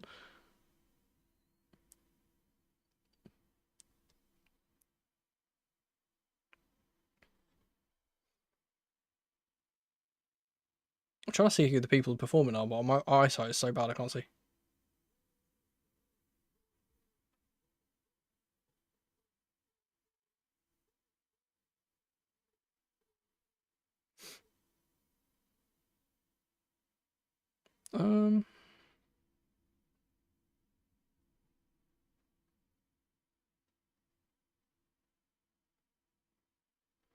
Oh, Pitbull. That's who it was. You can tell that Maresca planned to use PSG tactics against them. Playing James and Gusto allows us to exploit their right wing whenever Mendes goes forward. Yeah, this is what I kind of said in my preview. I said that our sides stylistically are so similar that, well, basically what I said at the start of my preview was that like anything that I say about how we can beat PSG can also be used against us because it's very similar. And that's kind of what we've been doing. We've been playing into that kind of, when Mendes goes forward, we've been playing into that channel, which is what a lot of teams were doing to us at the start of us kind of doing this system. When Gusto was going forward, he was going to get exploited. But I mean, yeah, we're doing well. I need to.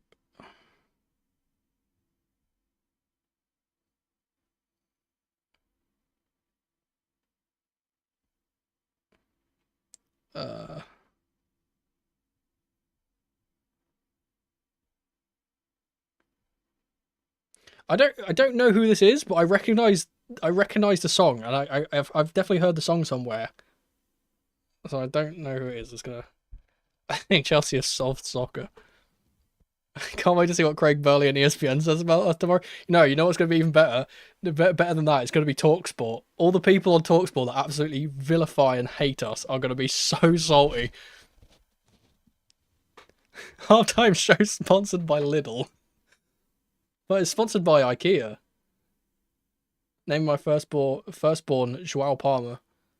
Joao is just the Portuguese version of John, right? So John Palmer sounds like a bit of a. What does John Palmer sounds like a I don't know. Sounds like I don't know. It just sounds like an accountant or something. This guy is definitely not monochrome for real. Although he does have a similar buzz cut to what I used to have.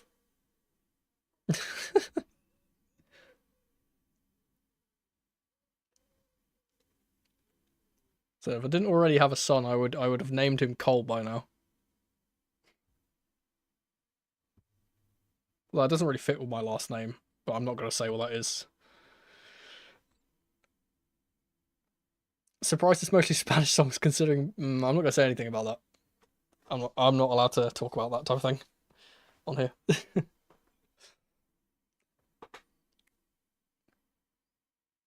Oh, we're getting something else. I don't know what this is. Okay, I'm gonna ignore the halftime show and try and order my kebab.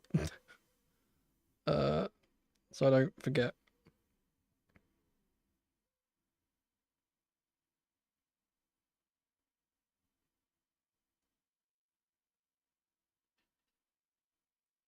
Um,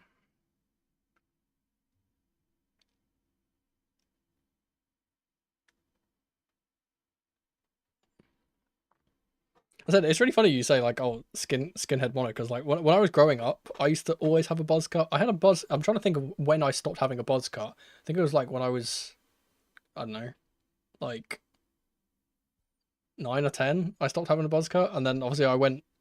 I've got like sounds really egotistical. Is it Doja Cat? It might be. I'm not sure. Again, I'm too blind to see facial details, so um, it sounds very no. I don't. Is it Doja? It sounds really.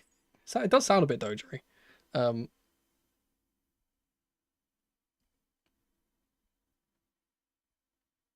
uh,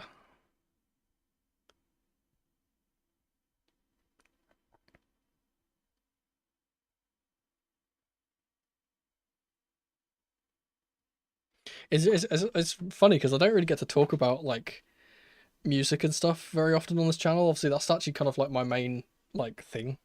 I have qualifications in music and media, but I need to.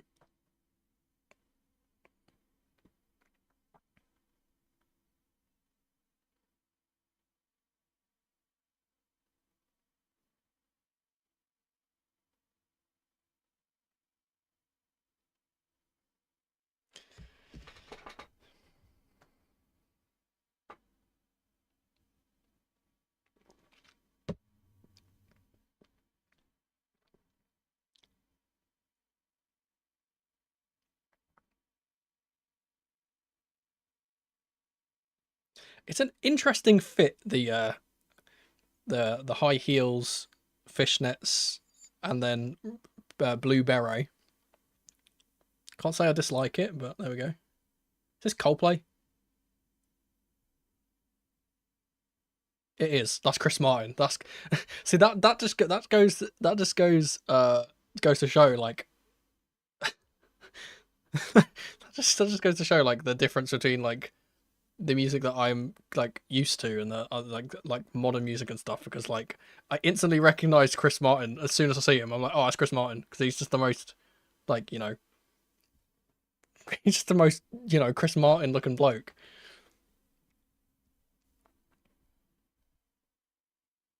I have no idea what they're playing though. Your degree is in broadcasting. That's cool. So I do not have degrees because I did not go to university. Um, yeah, different circumstances. I wasn't really able to do that. So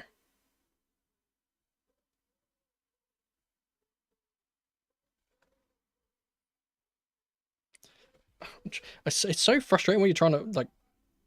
I'm trying to I'm just gonna do it without everything.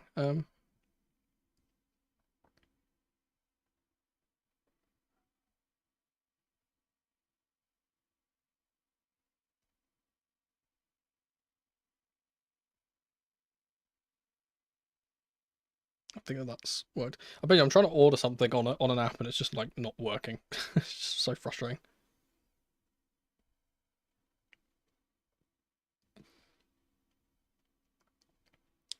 Uh,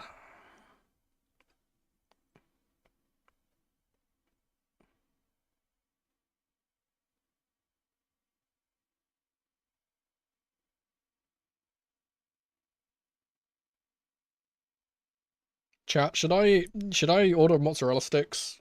What's the vibe? Should I get mozzarella sticks or no? I'm tempted. I'm off keto now, by the way, so like I'm just like I'm just like, I'm like I'm ordering kebab now. I'm having the I'm having the time of my life being able to actually eat things. I said I'm gonna be going on holiday very, very soon next month, so um it's people with the African drums. Was this a thing? I don't know if other countries had this, or maybe if this is just weird for England as well. But we had classes in our like primary schools where we had to do African drumming. I don't know if I don't know if that's just my school in particular being like quite inclusive or what have you, but like I remember us having to have like genuine like 30-minute lessons of how to do African drumming. We'd all sit in a circle in chairs and have African drums. I don't know if that's a universal experience for other people.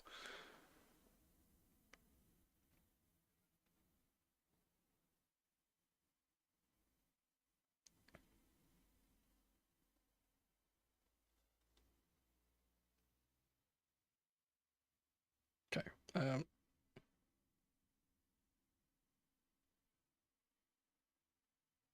that'll be fine. Uh,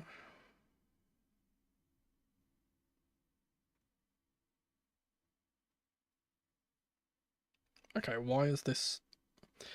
Man, technology is really frustrated. I had them too, but I lived in South Africa, so yeah, well, that comes with the territory, I'd imagine. Same in Belgium. Huh. So I just don't know if that was like because British schools are like weird, right? Our British schools are really weird. Now, whenever you go on like go on your TikTok or what have you, you always see like at least I do. Maybe this is just my demographic of the things which I watch, but I always see things as like nostalgia moments from like British schools, and I'm like this is also like um I'm like this is also just terminally British is the term that my partner would use. Say everything is terminally British and stuff. I just don't know if I don't know if that's like other people experience the same kind of thing. Maybe I'm not cultured enough. Um, my why is this not working? I think my app has crashed. Christ. Technology, if you could work with me for one day, that would be great.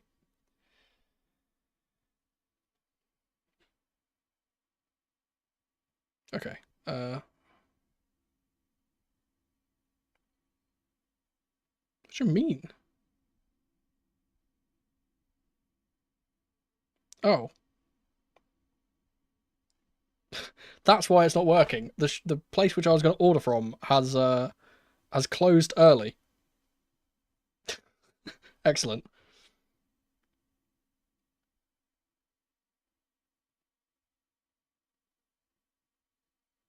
So I just spent all that time doing that for no reason. Excellent. Well, at least that's wasted some time in this awful halftime show, and we can get back into what matters with the football.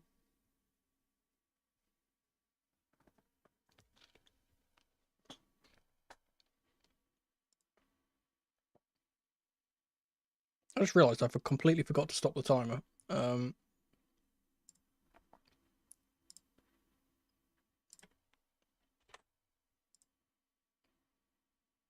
let's fix that real quick. There we go. It feels like it feels completely wrong. I've just looked at the scoreline and it says it's 3-0. It's absolutely crazy. Doesn't feel like it. Should be that.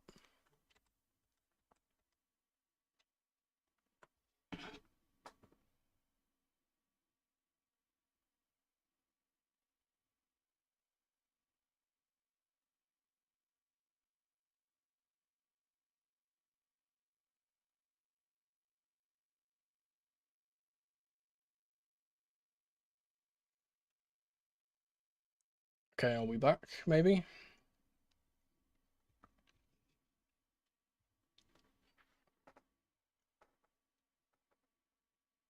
I'm telling so many people to hold it after this. For real. We've got bragging rights for 4 years now. We get that nice shiny badge in the centre. Nice gold badge in the centre of our shirt.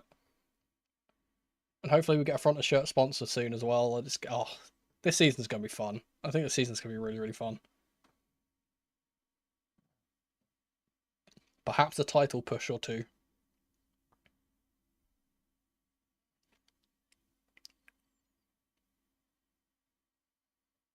Nike football.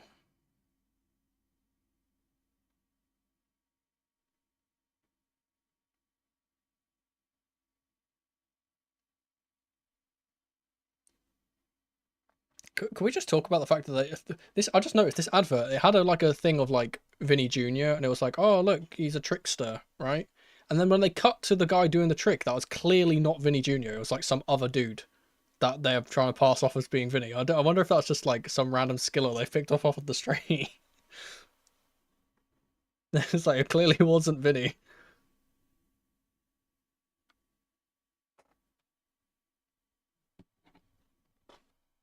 Uh,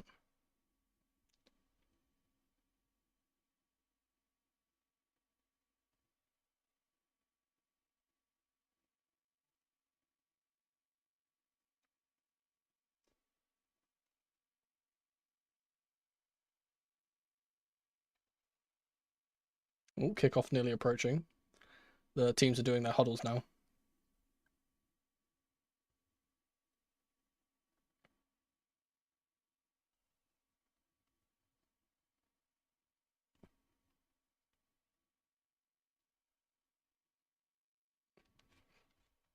Okay, well, I'm gonna turn this off for a bit. I'm not gonna say anything about that.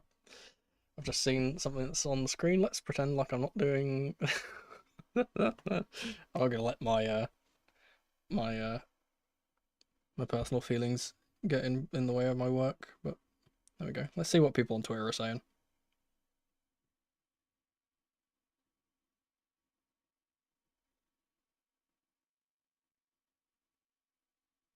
Everyone is just atting people that have been talking down on us, like Jamie Carragher, for example.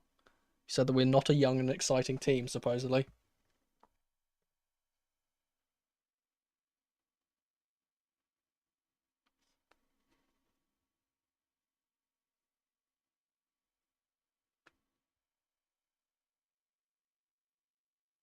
Okay, players are now coming out, finally. Is there any changes at halftime? It doesn't look like it. But they will be kicking off, so look for that long ball into touch that we often see from them.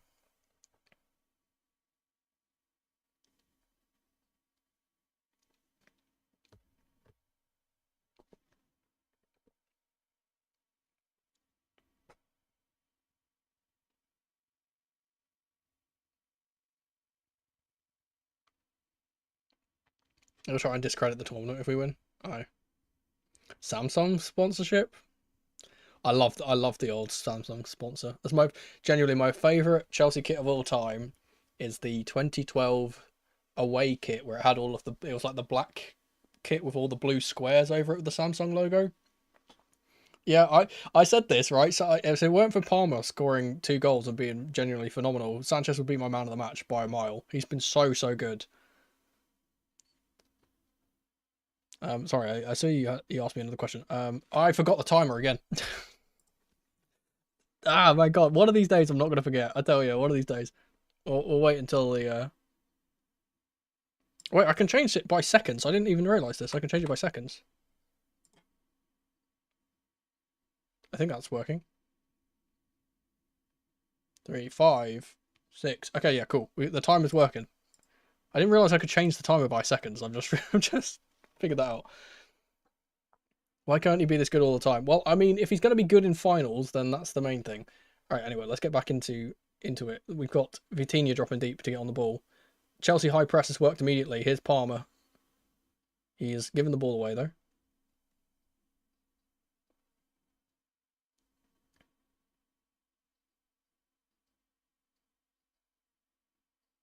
Here's Gianluigi Donnarumma.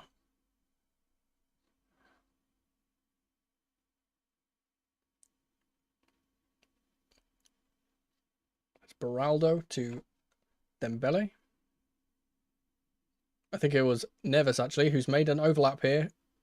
Good chance for PSG if they can get the ball right. They don't get the ball right. Good work from Sanchez. to claim the ball after a vital touch, and the screen has just flashed at me like 7 times. The stream just went mental. Oh my goodness. Anyway, you said any transfers you want to see. There's a couple. I want to see. Mainly, I would like to see us get Hato. I think he's the main one. I'd like us to get Malik Fofana for a left-sided, right-footed player. I think would be good for us. And then, though I don't think we need particularly another centre back, I would probably get Antonio Silva. Here's Vitinha. Speaking of Portuguese men. Here's Kavica Kvaratskhelia up against Gusto, who's had his number for the majority of the game and hasn't this time. It's a good... Ooh, a little bit fumbled by Sanchez there, but we got away with it. Beats him that time, gets the shot away, and it will be a goal kick, I think.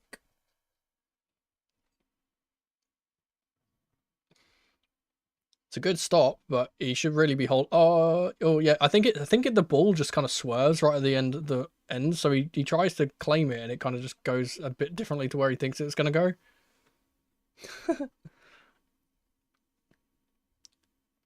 Passed out short by Sanchez. Here's Chalabar. Long ball into the centre for Joao Pedro to hold up, and does excellently well to do it. Palmer does well to win the ball against Mendes, and now he's running down the right side. He's looking for a switch here if he can get it. There's Reece James, and we're going to play the ball around the back again. Here's Colwill. Cucurella in space. Plays the ball inside to Joao Pedro. Great work from him. Gusto... Oh, he's offside. Never mind. I was going to say, it does seem a bit weird here where he's completely unmarked there. I think they must have just known he was offside. Here's Fabian Ruiz. Poor pass, and Palmer cuts it out. Back to Malagusto, who's been fouled by Kavica Kvaratskhelia, and we will be able to have the free kick the other way. I think they've genuinely, and like I know people throw this term around quite a lot, but they have been absolutely rattled. I don't think they expected us to play this well. Long ball from Gusto goes to Joao Pedro, and he wins us a throw against Beraldo. A foul, rather. They just seem completely shell-shocked. I don't know what to do.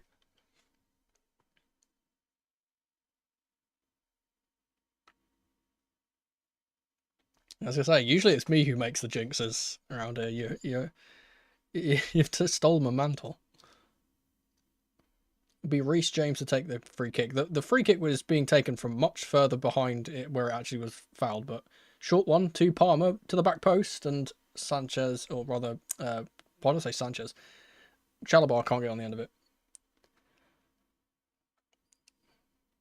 Pedro hold up play, top notch. Yeah, he's been very, very good at that ever since he signed. Good ball from Marquinhos into João Neves, and he's nearly given it away to Palmer. Again, they're really shaky under this pressure. They don't really like it. Here's Marquinhos again though. Here's Vitinha. He's going to play this wide for Desiree Doué.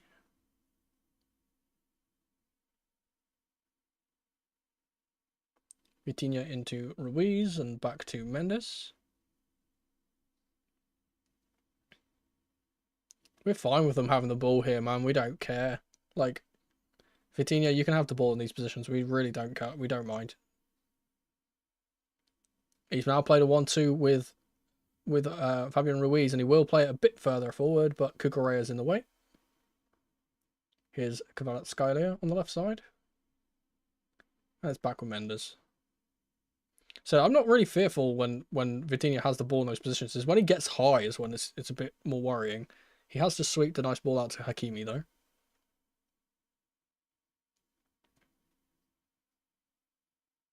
He does seem to be wanting to try and get a bit higher, which is a little worrying. Ruiz to Mendes.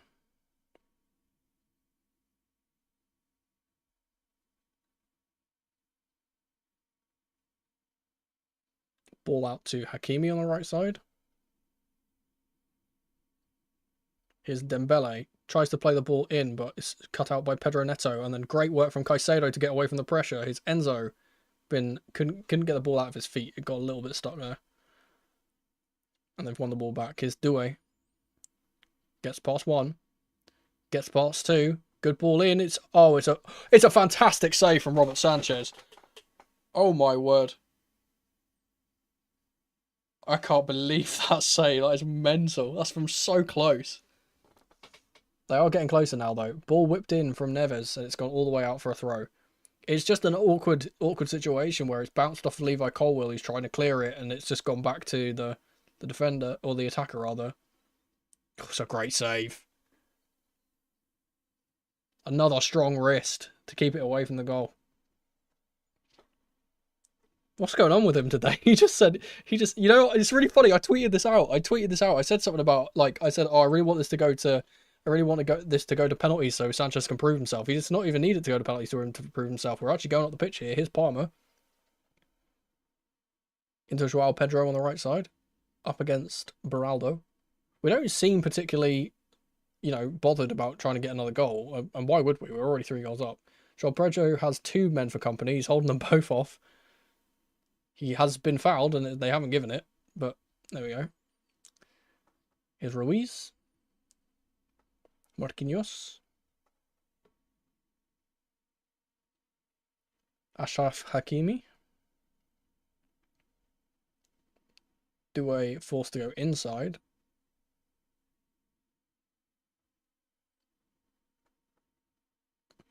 And it's back with Vitinha. He's going to try and play the 1-2 and get in behind here, but the ball goes out to Dembele instead. He's up against Trevor Chalobah. Ball across is a good ball, but no one's there. And Cucurella can get it out.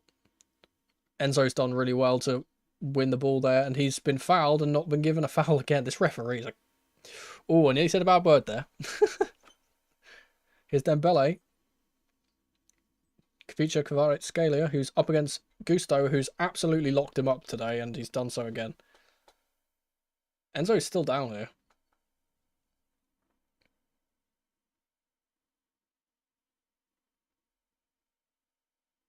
Oh, I think the referee might be Italian. I've just seen the back of his name. I think it said like Figiani, which sounds quite Italian. Dembele, good ball in. It's cleared by Reece James. It will be Dembele getting on the ball again, though, from the throw. Here's Doué. He's going to try and go on a little mazy run here, or take a long shot. Wide. And that's what I said, yeah, this is what happened with Botafogo, this is what happened with Strasbourg, this is what happened with OJC Nice. That eventually they just get frustrated and they start just taking shots from outside the box and they go wayward and nothing happens. And it's started to happen now. Doué taking a strike from outside the box, and it's wide. Yeah, it's nice to see the game flow, I will say. Long ball up the top is won by Joao Pedro up against his man. He's gone past him. Oh, he's tried to con the ref there. He's tried to con the ref there into giving a penalty. I don't buy it. The referee hasn't either. We'll have to look at that again, though. They'll be surging up the pitch on the counter. Here's Hakimi. We've got bodies back now, no? I don't think it's a pen. I think he's trying to look for it. Again, I'll look at it once the replay goes. Reece James wins the ball off of Mendes and then has a bit of afters with him, which is funny. Palmer to Pedro. Here's Palmer again. Knocks it past his man beautifully. Great little acceleration. Good burst from him down the right-hand side. Here's Malo Gusto. Inside for Joao Pedro, who's dropped into a midfield position. And we're going to recycle the ball now.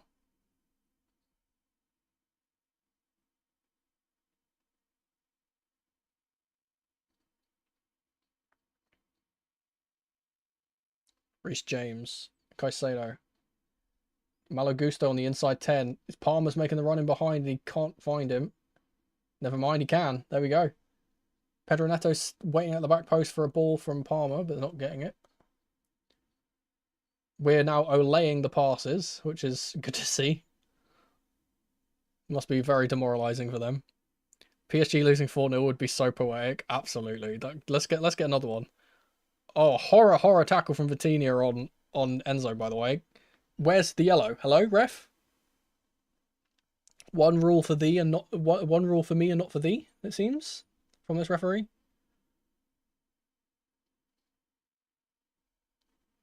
Oh, you know what? You know what? That I do think he's quite theatrical in the way he's gone down there, Joao Pedro, but he is having his shirt completely tugged off his chest. Yeah. Oh, there we go. That was really weird. We both just said the same thing. He is being fouled though. That's the unfortunate thing with today's game is that you have to make those kind of elaborate dives, or the referee won't give those fouls.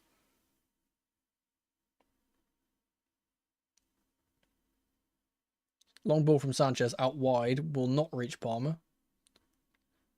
One of the only kind of very few inaccurate passes from Sanchez in this game. Here's Beraldo. Gianluigi Donnarumma to Marquinhos. Vitinha. Vitinha is being like man-marked by Enzo, by the way. In the first half, that was more Reece that was doing that. It's now Enzo who's kind of on him. Here's Neves to Hakimi. Doué, who's gone central now. Left-footed whipper to the far side where Kvaratskhelia is standing, but he's not that tall. Barkola's coming on. Well, Barkola Sparkler. He's coming on for Kvaratskhelia, which is scary because I think that he's been the worst attacker other than Dembele. I would have liked to have seen Doué go off, but it's Barkola who's coming on.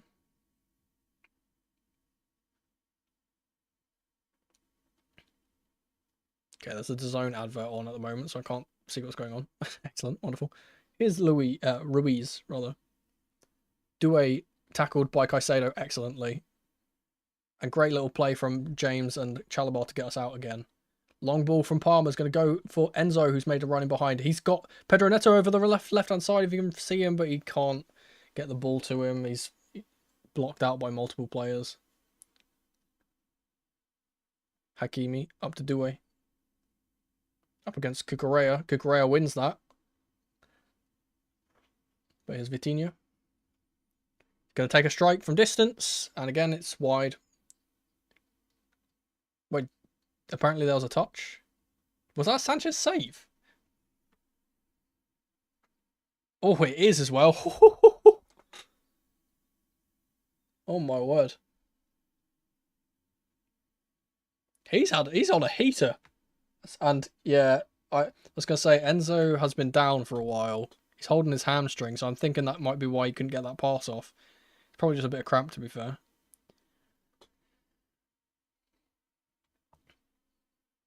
He's probably just a bit knackered, let's be honest. He's been putting in a lot of work.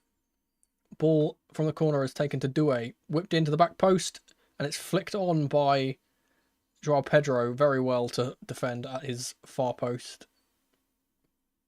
Out for another corner from the right side now. Oh, do you know what? That touch is stopping Marquinhos from getting a goal. A certain goal. And yep, here comes the fun part, because Enzo is coming off. He definitely does have some kind of cramp or something in that hamstring, because he's coming off for Andre Santos. Good to see him playing against PSG again. They're going to be fucking chasing shadows. Now we're getting another advert. Great. So I'm glad we're going to get a lot of time for Santos to work here as well. This probably would have been a Sugo, but he's been injured. Santos' goal to seal it up would be absolutely phenomenal. That would be so good.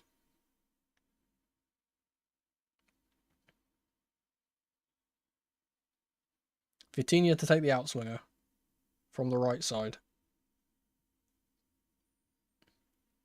Into the front post, and Colwill confidently gets it away. Here's Mendes. Hakimi. Vitinha again. He's going to try and whip that into the far post, and you know what? He's nearly killed the Colombians in the stands behind the goal, because it's gone absolutely nowhere near the box. A lot of trust, no Lavia. Lavia's injured. I think he's only on the bench to make up numbers, because we've already got 3 goalkeepers on the bench. Like, I think he's just there to make up numbers. I don't think he's actually fit.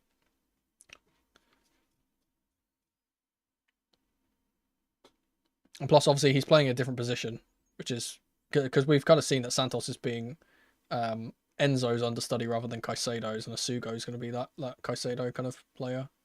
Obviously, Lavia's not going to be playing in Enzo's position. Long ball from Sanchez to the right side. How many times have I said that in this game? Nuno Mendes does well against Palmer, but Palmer's battling against him. The ref's letting them fight. Good work from both of them to keep it clean, and we get the ball back. Here's Caicedo. James, fantastic first time ball from James for Palmer. And he's kept it on as well. He's going to try and take Ruiz on, and does. He completely beats him too. He's all over him. The referees aren't giving him anything. Nice little back heel for Joao Pedro.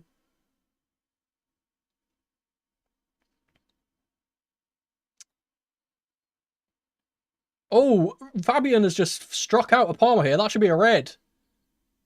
You're not allowed to put your hands on a player like that. He should be getting a card, at least a yellow for that. He's frustrated because he completely fooled him like multiple times. And he even panners him with a back heel at the end there. I can't believe he has not gotten a caution for that.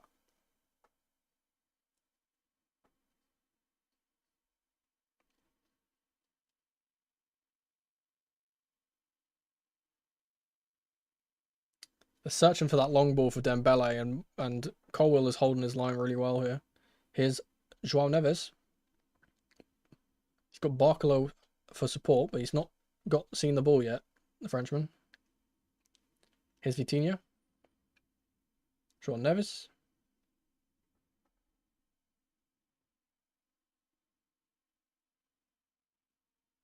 Good work in there to get it to Hakimi. Here's Doué, cleared by Colwill. And here's Pedro Neto.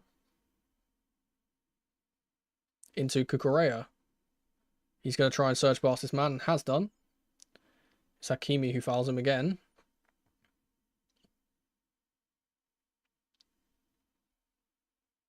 He stops the counter-attack and doesn't get a yellow card, by the way. We got a similar one like that earlier in the game, and got a yellow immediately, of course. Do you think Santos and Asugo will start in preseason, the rest of the players? Yeah, I think they'll definitely get starts. And get minutes at least. Whether it's over, I don't think Caicedo will be rested ever. He's always going to play. And there he is again, getting tight to Fabian Ruiz and getting the ball again. Palmer on the ball. Here's Caicedo once again. Santos is free in the middle here and will receive the ball. First time ball from Santos is a good one. To Malagusto on the right side. Oh, he tries to play it to the front post for Pedro, but they had different ideas. Still back with Chelsea though. Here's Pedro Neto. Palmer. Neto's now moved to the right side. Here's Malagusto taking a speculative shot, and he does apologise for it. He's not particularly the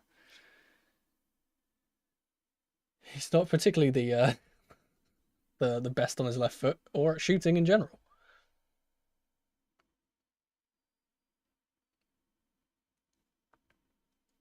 I mean, if you're 3-0 up, why not? Have a pop. Try and get your first goal on a Chelsea shirt. I'm not going to mind it too much. Here's Doué.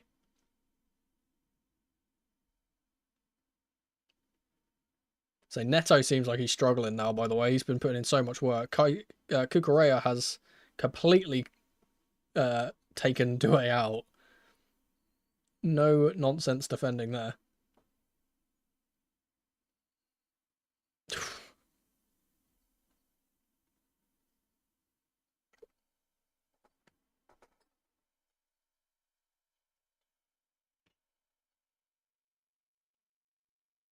And Doué has got a bit of cramp, is actually being helped out by Neto there. It's just funny. Joao Pedro is complaining about something as well. He might be having a bit of cramp too.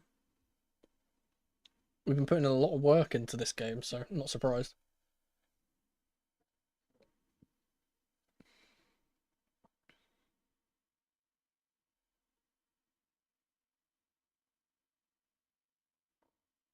Vitinha to swing it in.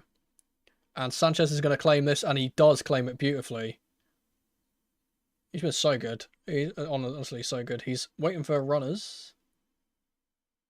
It will be a long ball to the right side once again, where Enzo is waiting. Neto, rather, is waiting. Forgotten. Enzo's not on the pitch. And then Joao Pedro. Fabian Ruiz has just struck out at another player, by the way. Get this guy off, man. Just fighting everyone. Liam Delap is coming on. I assume he's coming on for Pedro, who was down with cramp. But yeah, he is. Good work from Joao Pedro. Good goal from him. Great finish. Good hold-up play in general.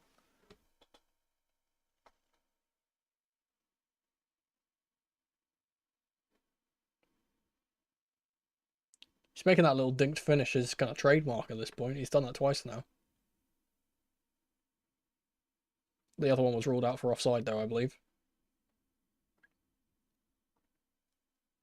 And speaking of offsides, here comes Delap. He's going to be a nightmare for these defenders. They're already been run ragged. He's going to do that even more. Here's Vitinha.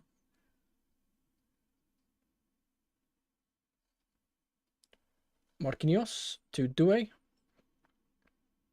Followed all the way by Cucurella and wins the ball back. And Santos and Delap have been working really well together here. And here comes Liam Delap. He's going to take a strike. Oh, it's a phenomenal save from Gianluigi Donnarumma. What a belter.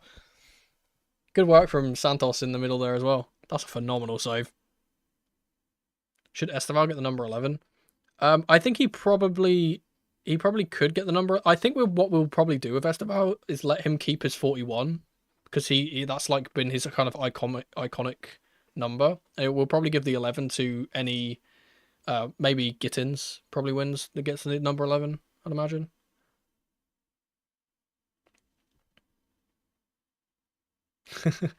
Delap is already beefing Nuno Mendes here in the box. He's going to get a talking to here as well, I think. They're all pushing him around. I told you, he's rattling them already. They're already so rattled, this team. And he's just the ultimate shithouse. Dodgers, the English Diego Costa. He's so annoying, man. He just tries to piss people off and ruffle feathers. I love him. If he scores the header here, that's great. Here comes Pedro Neto to play in the in-swinger from the right side. To the back post, and Donnarumma will punch. Is Reece James, gets it to Palmer, who tries to take a strike, and he's miscued it. Of course, he's going to try and take a strike when he's on a hat-trick. There is substitutes warming up for PSG, though. Looks like Mayulu. And Ramos, who is on the sidelines. James has gone down, which is unfortunate. Hopefully just some tightness. He has just put a scream out to the air, though, so I hope this might be a little bit more than just cramp. And we are going to be having a cooling break, I think. Yeah, cooling break. They're bringing out the pitch waterers already. So James will be coming off. So that means we're probably going to need a midfielder to come on. Though I don't think we really have any, because Asugo's injured. Lavia isn't particularly fit either.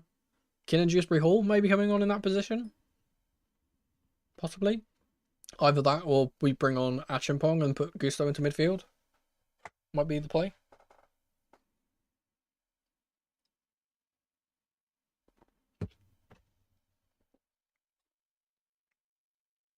I tell you, Luis Enrique is Luis enraged because he is screaming at his players down there. He is not happy.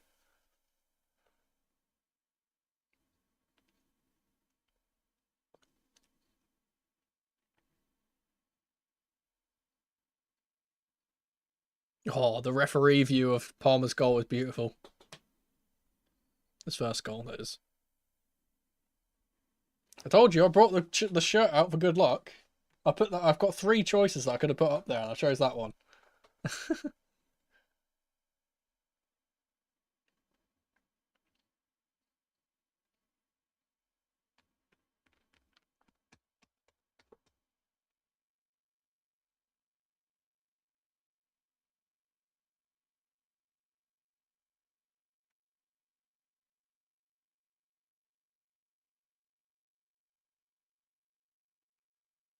Such a good finish from Joao Pedro.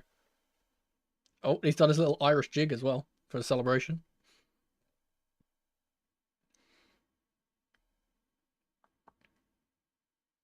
Here's the shot from Delap. Oh, you know what? Yeah, no, that is an incredible save from Donnarumma. That's going top corner. That's a phenomenal save. He's doing his best Robert Sanchez impression, it seems.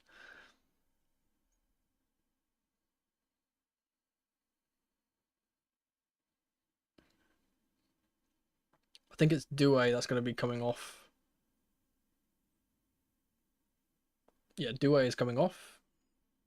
Doué, Hakimi, and Ruiz coming off. So they with Hakimi coming off, it makes sense that maybe they're going to be playing a more. They're bringing on an extra attacker here because Ramos is on, Mayulu's on.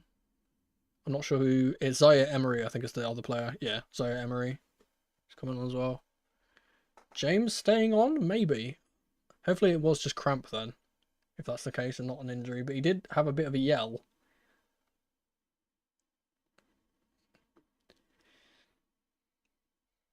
We do have 3 more substitutes, so they're going to play it short from the goalkeeper here.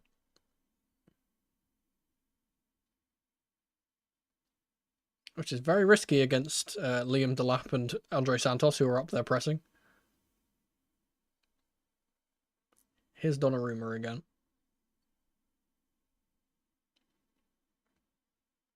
Marquinhos to Beraldo.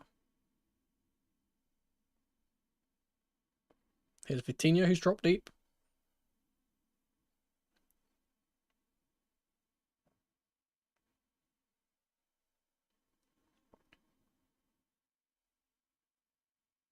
So, I think they've gone to a back 3, maybe. I'm not sure, though. Their formation looks slightly different. Dembele's now on the right side. Long ball from Marquinhos is easily headed back to the goalkeeper by Trevor Chalobah. Ramos is obviously playing up top. Barkler on the left. Zaire Emery's in the middle. I think Zaire Emery's kind of playing as that, that Hakimi replacement. It's a long ball from Sanchez. It's gone all the way to Pedro Neto, who's now playing on the left. Takes on Marquinhos. Gets it back to Santos, who's fouled, but the referee's not given anything again. This guy is an absolute joke, by the way. Mayulu. Tackled by Caicedo, and of course he gives that one. Yep. Wasn't can keep playing CDM in training. He plays where he wants, mate. As long as it's not a striker, he can play wherever on the pitch he wants. Trust me, I just don't want to see him as the 9 ever again. Here's Barkler. First chance for him to get on the ball. Mayulu, good ball in from him. It's well defended by Colwill. Emery out to Dembele. Good ball in to Zaire Emery. It's pulled back. Good defending again from Chelsea. And again, I think that's Andre Santos that's blocked the ball about 3 times. And Cucurella has been absolutely clarted by João Neves. And he's trying to pick him to his feet. Give him a yellow, man. It's ridiculous, the amount of fouls they've gotten away with.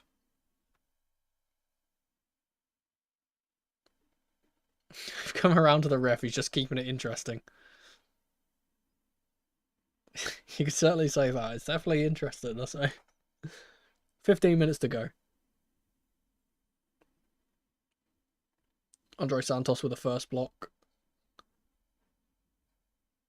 Oh, you know what? There's a reason why João Neves is trying to get him to get off of his feet, because that's a blatant dive from Cuckoo. It's a blatant dive. He's not touched him at all. James is down again.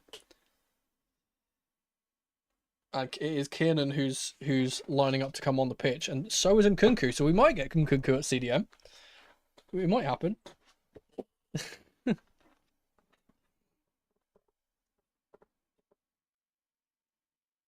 I don't think it's an injury for James. I think he's just got either a bit of cramp or, like, there's not enough fitness in his legs, because he's walking. He's up and walking around, so.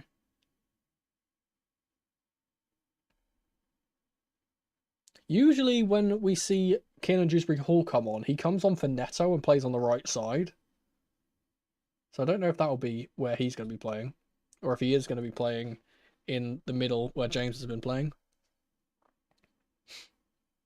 Yeah, it's Neto and James who are coming off.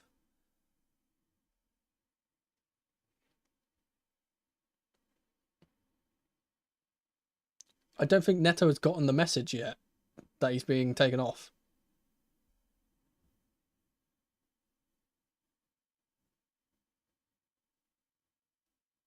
I think now he has. Yeah, now he has. He's walking off the pitch. He seems a bit. It's sad for Pedro not having, not having a goal in this, because I think he has been our best player throughout the tournament. He wasn't able to cap that off with another goal in the final, but good work from him. He's come off Fort and Nkunku, so it will be Nkunku going up top and then Kiernan in the deeper role. Most midnight for you. Just mate, enjoy the stream. We truly want it all. Of course, we have won it all. You have a good night, and thanks for being with us in the stream. Going to be a long ball from Sanchez here. Kiernan's gone to the left side, which is interesting. Long ball will be going to Delap, who wins the ball, but doesn't have any runners off him to collect it.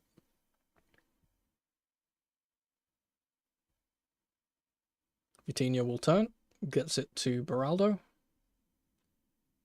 Here's Mendes. Yeah, so Nkunku on the right side. Now it does look like we are actually playing two up top, and Nkunku is playing as that second striker, which suits him because he plays well there. Here's Vitinha, who's tracked by Palmer the entire way and tackled by Palmer, and Santos gets the ball, and Delap wins it off of Mendes, and then is a foul from Santos again.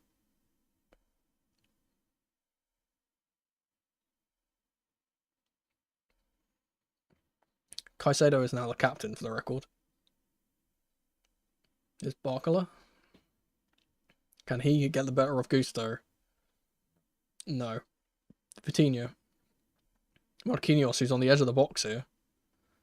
Out wide to Zaire Emery. Ousmane Dembele will play his pass, and it's an utterly woeful pass once again from him. Nearly goes out for a throw. Neves rescues it for him. Here he is again. Or Mendes, rather, who switches the ball into Gusto and it goes out for a throw. That's all of our substitutes, by the way.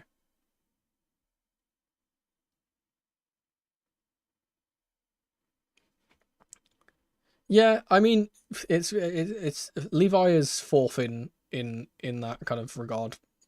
Long ball for Zaire Emery is easily swept up by Sanchez.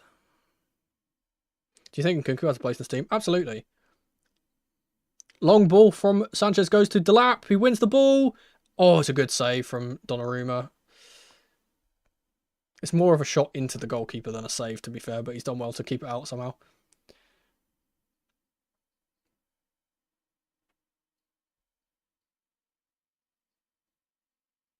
Thing is, though, like sometimes you just have those kind of leaders in the team that aren't captains, and I think Colwell is one of those. But is that I think he's fourth choice behind Caicedo, and personally, I would have Caicedo as one of the captains because he leads by example. Really, really well.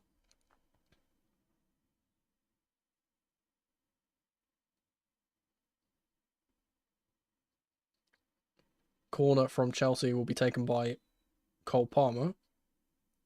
Takes it short for Nkunku. Back to Santos. And Vitinha has just done a Elastico off the pitch.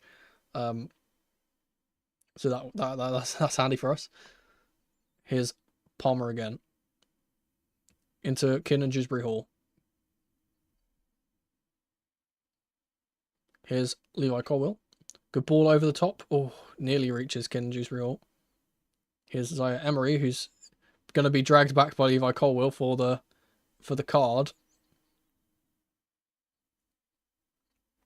Oh, Caicedo's getting involved. Please don't get a second yellow here, mate. Colwill knew what he was doing there. Cynical foul. They've just played on from that, and our players are all up the pitch from the scuffle. Here comes Barcola. And it's saved by Sanchez. Going to be complaints from our players there because the referee blew the whistle while like hardly any of our players were back or anything. Long ball from Kinder Dewsbury Hall will go for Palmer. He can't get on the end of it. He's been running all game. He's got a little bit of cramp as well, it looks like. This ref is woeful. Absolutely.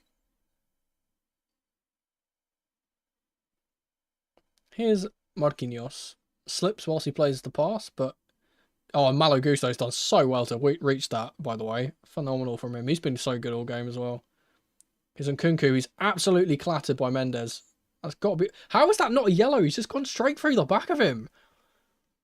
Brother, this referee is trying to get all of our players injured, bruv. It's a phenomenal reach from Gusto. Well done.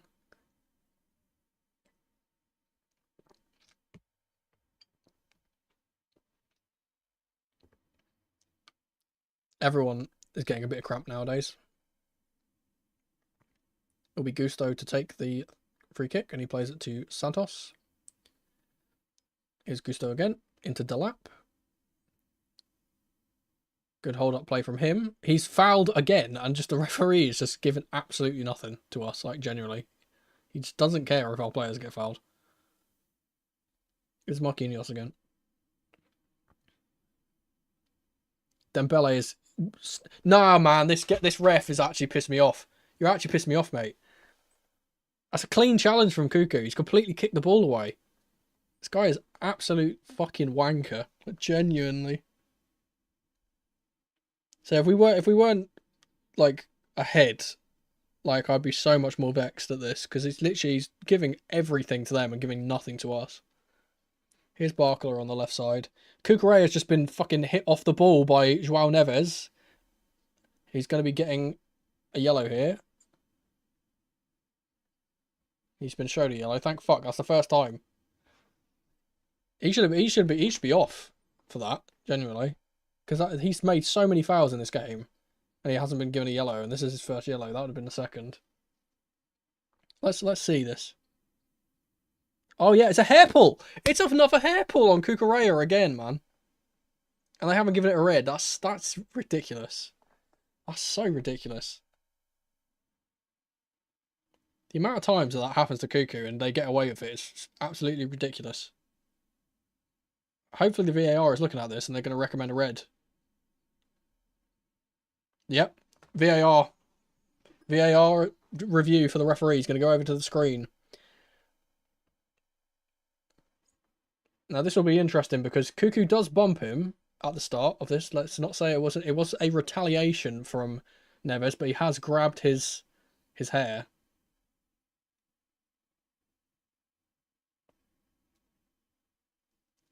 Knowing this fucking referee, he's going to say that Cuckoo incited this first, and he's not going to give it. Let's see. He looked at it pretty quickly, so he's done the screen sign.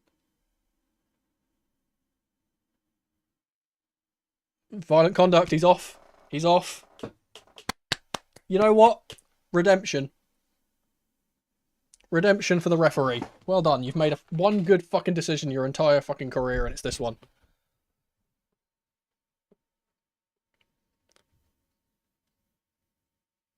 And the thing is, he's got off the pitch so quickly because he knows he's guilty. That's the thing. He's literally just ran off the pitch immediately because he knew he did it.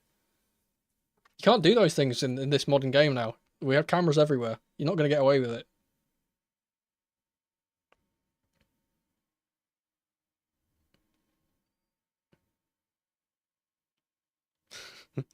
Here's Sanchez. Plays it against the PSG player for a throw as he's closed down. You gotta go. Great stream as always. Thank you very much for being here as ever. I hope you have a good night or a good afternoon or wherever you're from. I hope you have a good rest of your day. I'm glad you were able to catch us absolutely demolishing this supposed best team in Europe. Santos winning the ball from Barkler, but he gets it back. He's going to go on an amazing run here, Barkler. Tackle by Caicedo is a pretty nasty one on them. He's not giving a second yellow here. He is. I think the player is kind of hamming this up to try and get him sent off, to be fair. We'll see, though. Nah, it's low. It's low across the shin. It's just a foul. There's nothing in that.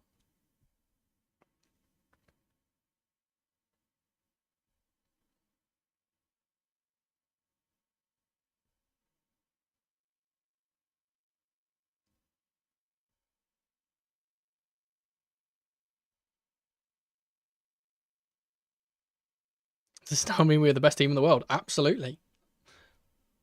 For the second time. We've been this before. We get this badge for 4 years.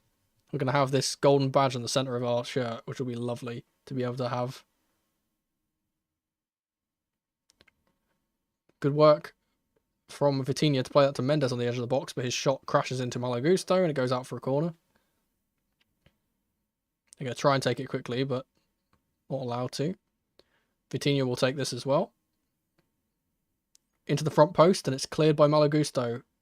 Cleared further by Palmer, but not very well. It's going to go back out to Vitinha. Sweeps the ball into the back post, and Santos. Yes, that's it. Santos is celebrating his defensive work there like he scored a goal. Love to see that.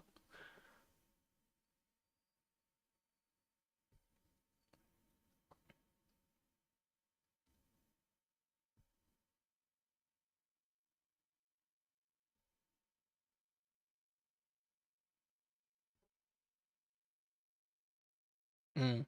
That's what I said. I said this in the first half.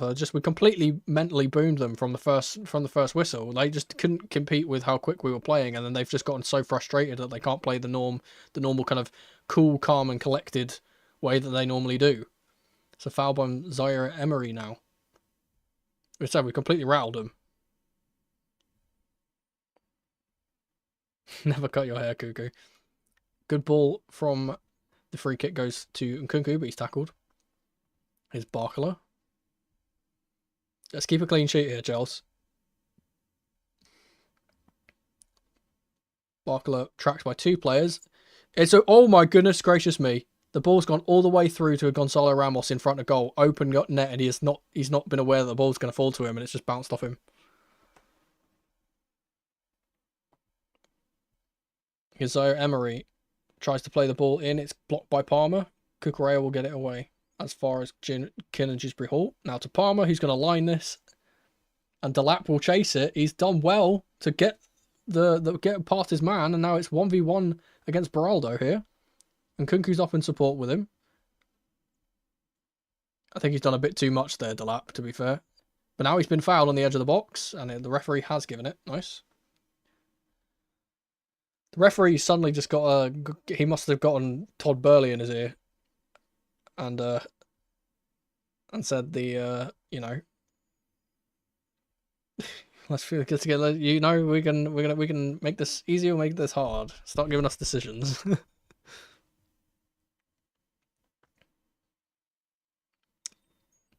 It is the free kick. It's going to be Palmer to take. Palmer's getting annoyed because one of their players is standing way closer than 10 feet away. 5 minutes of added time. Cucurella to Palmer. Into Nkunku. Vitinha diving to the floor again. I don't think he even touches him. Jesus. Is Mendes running forward. Great tackle from Gusto. An even better one from Santos. And Chalabar is going to hoof it into the stands. This is the type of team that I said we needed to be a hard-working, resilient, pragmatic side. It's classic Chelsea. It's the way we've always won titles. Just being annoying and being horrible. And we can play the good football once we finish doing this.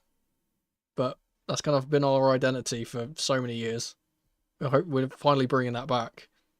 Marquinhos will sweep the ball in. It's fallen for Barcola in the box, and he's offside. Good work for the lino. Ooh, yeah, he's just offside, I would say.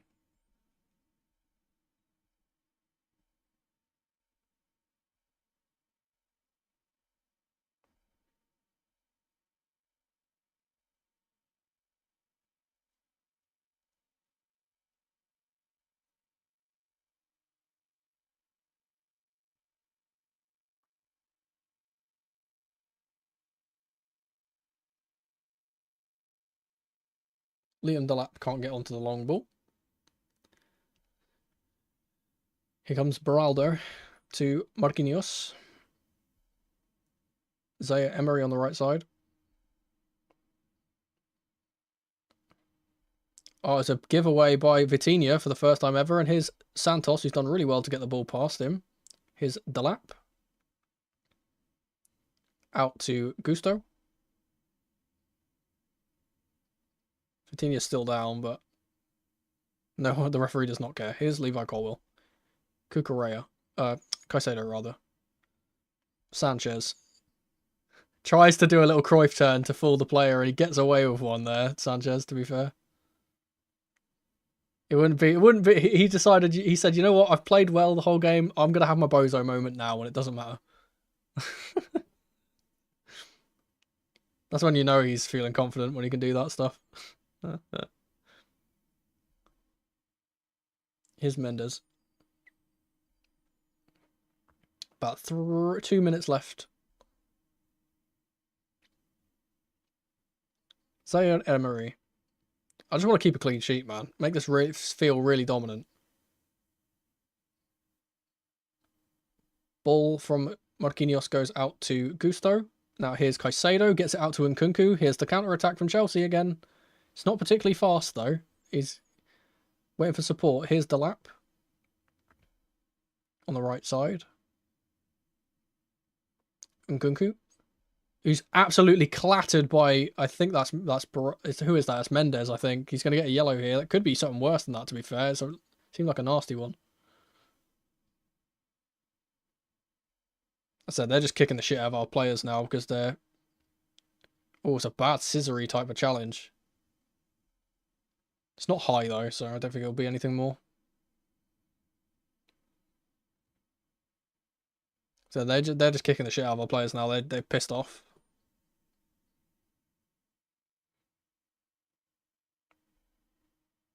It'd be Nkunku to take the free kick, and our whole team standing on the sidelines ready to celebrate. We're into the final minute. Here's Gusto. Santos.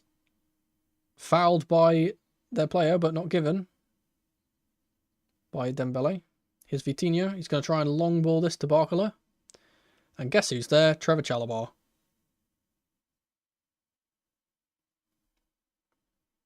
Smiles on the faces of Enzo Maresca.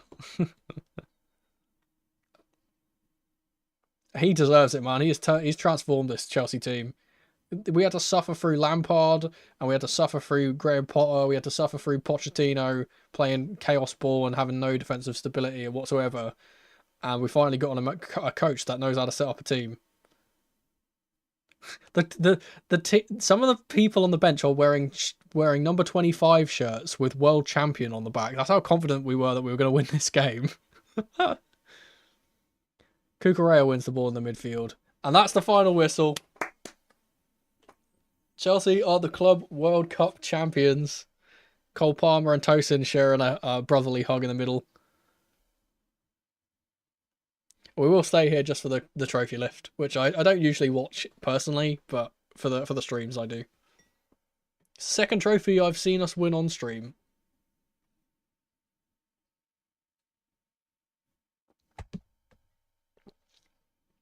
They're playing blue as the colour in the stadium. You know what? I was harsh on the Club World Cup with their presentation. Keep belting this out. Just belt this out all the time.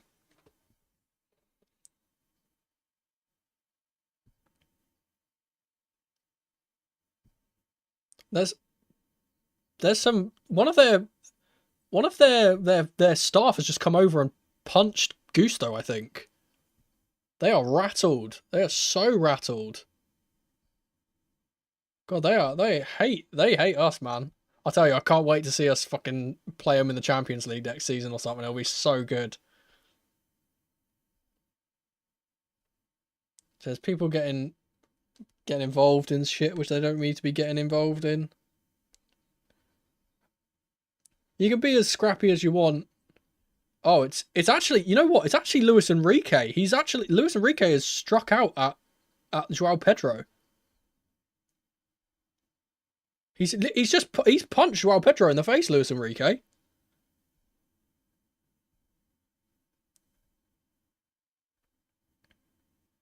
I don't know what Joao did. Oh, we got Mono in on vacation, but it's a zoom in. I haven't got the zoom in a while. Let's put that back. Boom. Because, like, I understand being scrappy and having spats whilst the game's on, but after the game's lost, stop being sore losers, man. Get off the pitch. You got played off the pitch, literally. So just get off, man. It's fucking embarrassing. Mono in Paris. That's very funny.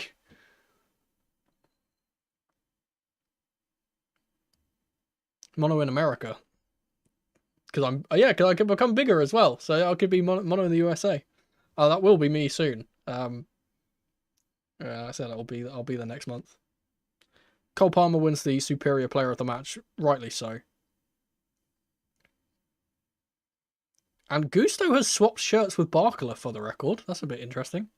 I assume, are they former teammates or something? They might be.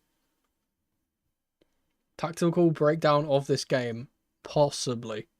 I don't know when our next I don't know when our preseason starts. Like, I don't think we've got very much time between the two, but I'll obviously have a lot of time between now and the next game. So I probably will have time to do a tactical breakdown on this, honestly.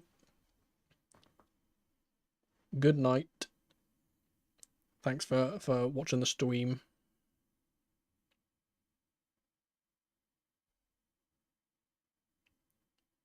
Are we going to an ad break when the trophy list is about to happen? Is that what's happening right now? Right, okay. 3 weeks. Yeah, so I should have enough. I said I don't know when preseason particularly starts, but I'm aiming to be away at literally the start, like right at the start of August. So I probably won't be in the country for the preseason, which is a bit worrying. I wish I could have taken my my holiday in the 3 weeks. That would have been good, but 3 weeks is 21 days. When will that leave us to?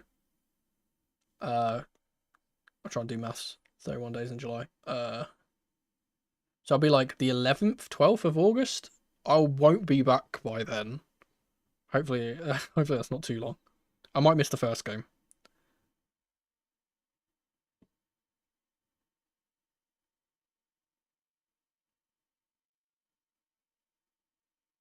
Ridiculous that I can't believe that Luis Enrique has just punched one of our players at the full time whistle. That's crazy. We are back indeed. Yep. This is the team that we grew up loving. A team full of young winners and full of experienced leaders that apparently we didn't have. Never the underdog from now on. We'll always be underdogs though. Like, this is the thing. People just don't rate us for no reason. Like, we've been on a run of like, I think it's like 21 games where we've only lost like 2 games in that run. Like 1 to Flamengo and 1 to, was it Newcastle that we lost to?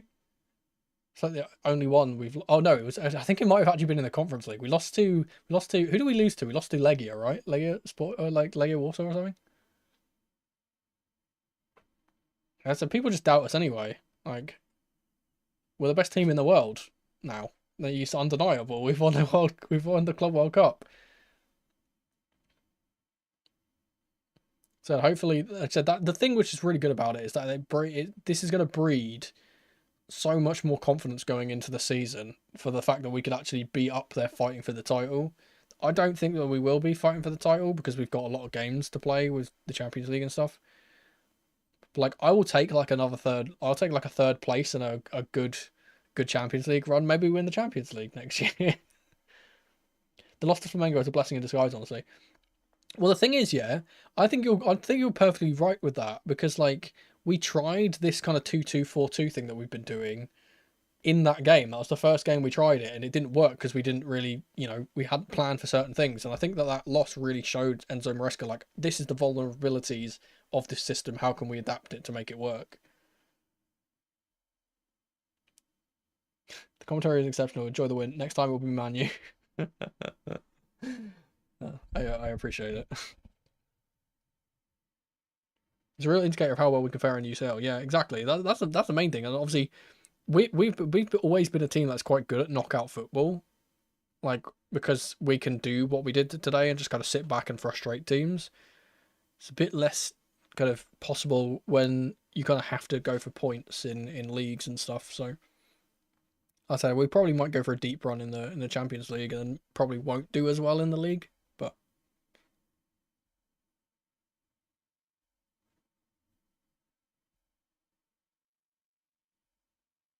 I'm just waiting for that trophy lift. We're getting a Red Bull advert now.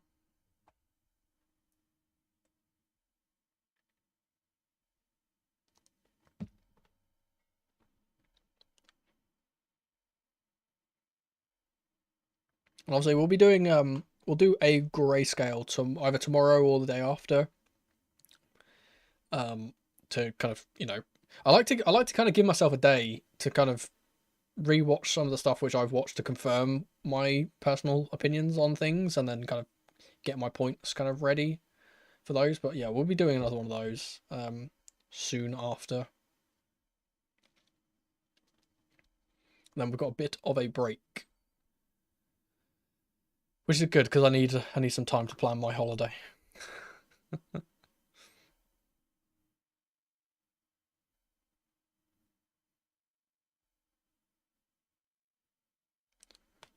We've got a game coming up on DAZN on August 8th against Bayer Leverkusen. Is that our first game? Bayer Leverkusen?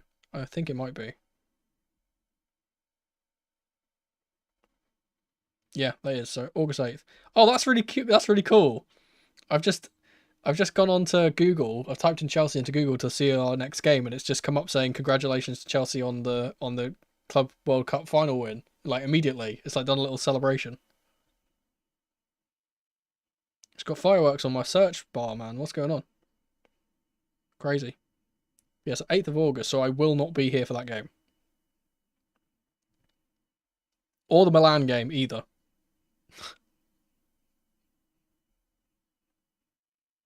But I will be here for the start of the season, which will be good.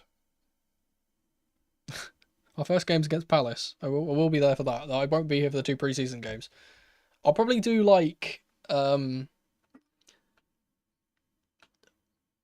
I don't know. Maybe I can see if I can figure out how to do some kind of preview. It'll probably just be like me talking to a camera. So I just say you got the tactics bang on. I do my research. I do try. I do get a lot of things wrong as well, so I'm not going to toot my horn that much. But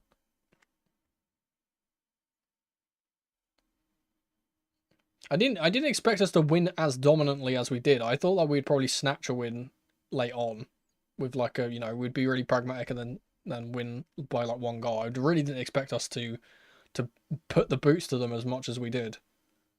Todd Burley is on the pitch talking to Cole Palmer. There's Winston Lee as well as on the pitch. Feels so good to be wrong.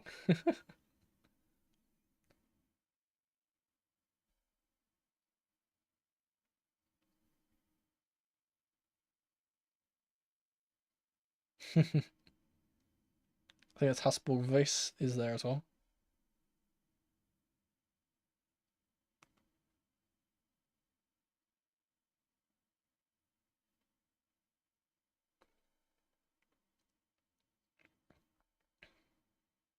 I do think it'll be interesting to see how we play against PSG on another day because they did seem like they weren't fully at their best today.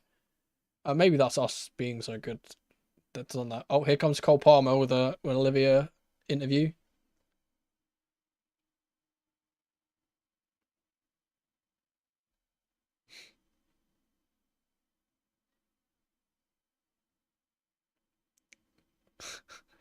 He's getting dapped up in the interview. This is how generational all this player is.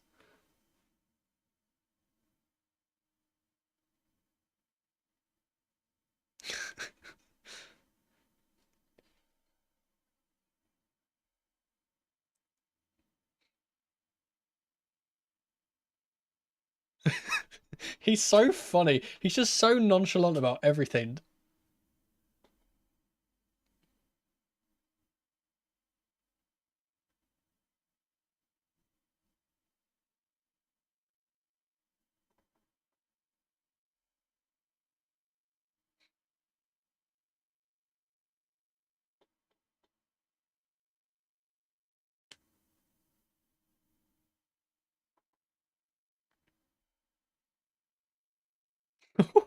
He just, he's just, Cole Palmer has just said, and I quote, "People have been talking a lot of shit about us all season." Love this guy. That's our star boy. That's my guy in the background here. I always have my number 10s, and that's for a reason why.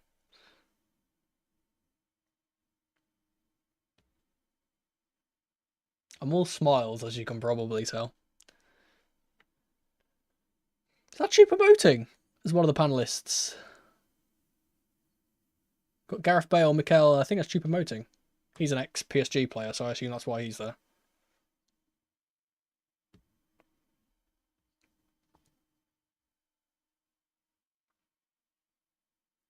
What's crazy is that we've won more trophies this season. We won so many trophies this season than there's Arsenal. It's crazy. Even Tottenham, who finished like really low down the table, they got more trophies than Arsenal did. That's mental. Imagine being a supporter of that club. That'd be crazy. Just not winning anything. I can ban whilst we're winners.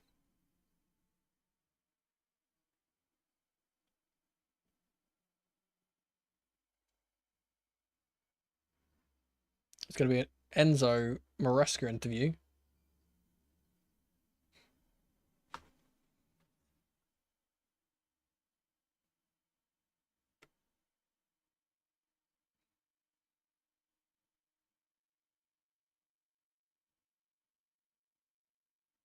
Oh, he's very emotional, bless him.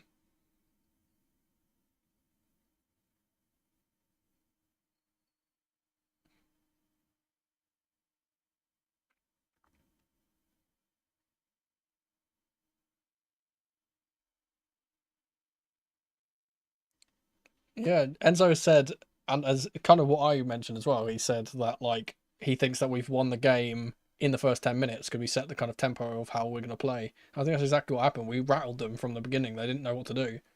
They never really got into the game.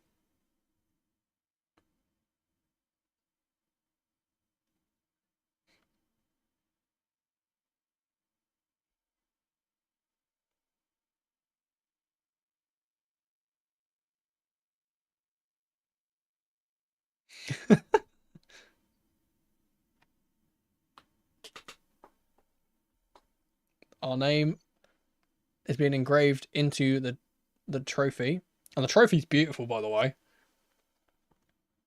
They're actually doing the little badge as well. That's cute. I think it's like a robot that's doing it rather than like they usually do it with a person with a engraving pen, but this looks like this is like a 3D printer type vibe.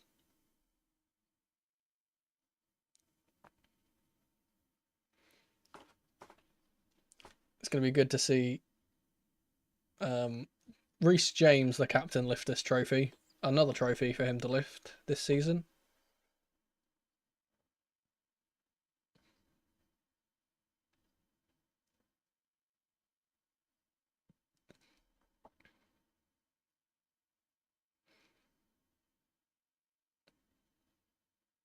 I think that like again, this is going to reset a precedent now of like, hey, we're not a team to like not be like kind of taken lightly anymore.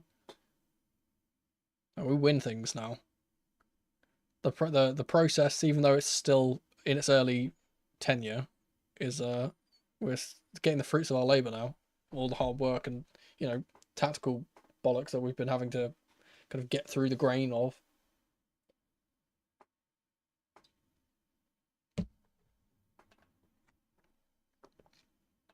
That's my gaffer.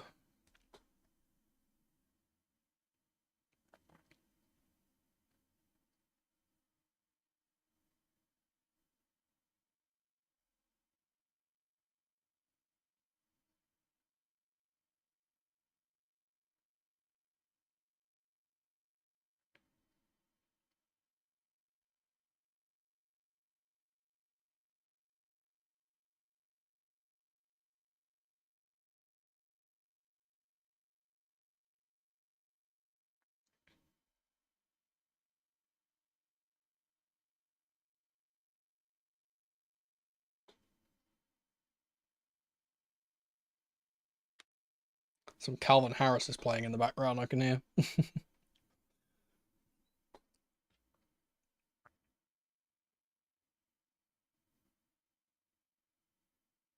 I probably should have done the bingo whilst we were waiting for the trophy lift, actually. I probably should have done that. I think it's probably a bit too late now. Well, I'll do it after.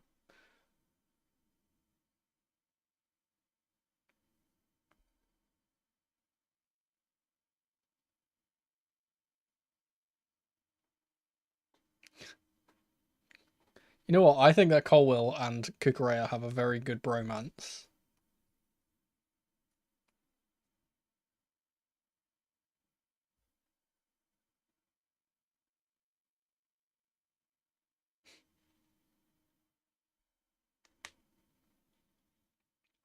Disqualify us for the next edition. I would imagine it gives us some kind of, extra points towards the coefficient, but I'm not sure.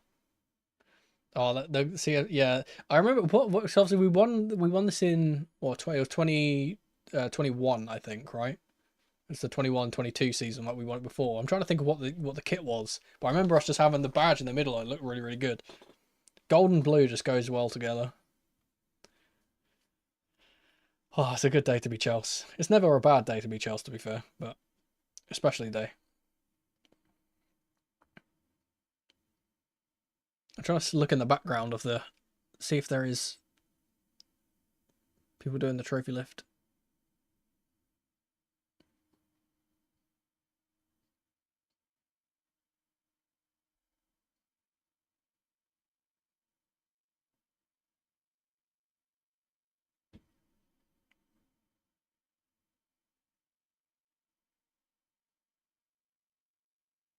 Yeah, they're all waiting to get their medals. I assume there are runners-up medals as well.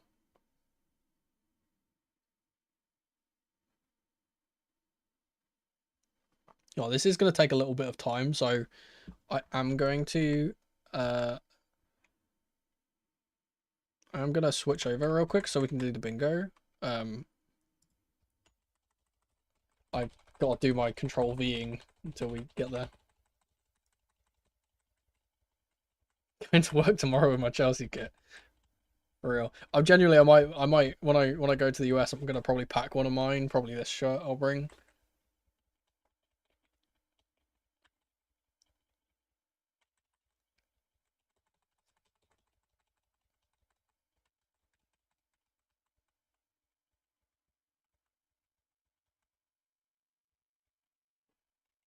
Okay. Now we can switch into this real quick. Boom. Let's quickly mark off the bingo whilst we're waiting for the trophy lift. So I forgot the timer. Yeah, I forgot this twice. I'm actually I forgot it both times. Caicedo UCL final Kante. Yeah, he was phenomenal. Not as good as UCL final Kante, of course, but still phenomenal. Clean sheet we get. Pedro Neto player of the tournament. I don't think he's actually got this though, unfortunately. Well, we'll have to see. Enzo goal / assist. I don't think I'm trying to think who got the assist. Gusto got one of the assists for Parma. I don't remember actually. I'm gonna have to check. Let's check. Who got the assists?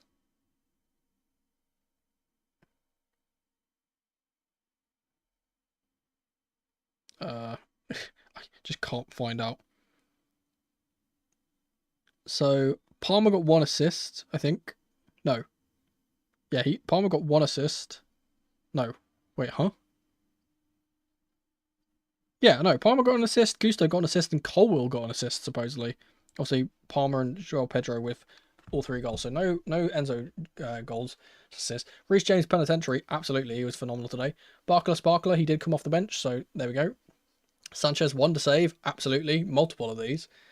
Mono changes his mind. Yes, I have did that. We're nearly ready for the thing. They've just said in my ear. They're nearly ready, so.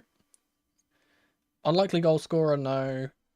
Jornsson said no. Mono was right, absolutely. Maresca ball in full flow, absolutely. Swearing at the ref, absolutely. Big match call, absolutely. I'm going quickly because they're doing this. Wrong prediction. Didn't actually get any of this. Joao Pedro goal, absolutely. Weird sub. Yeah, I guess.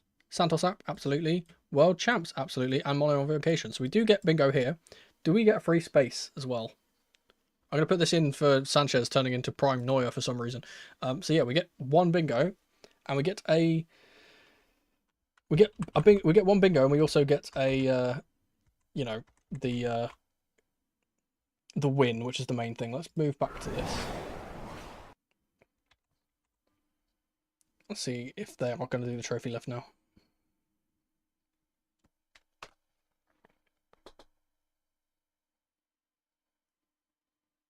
Said I'm Mystic Mono. It's my thing. I've made a habit of getting these things right.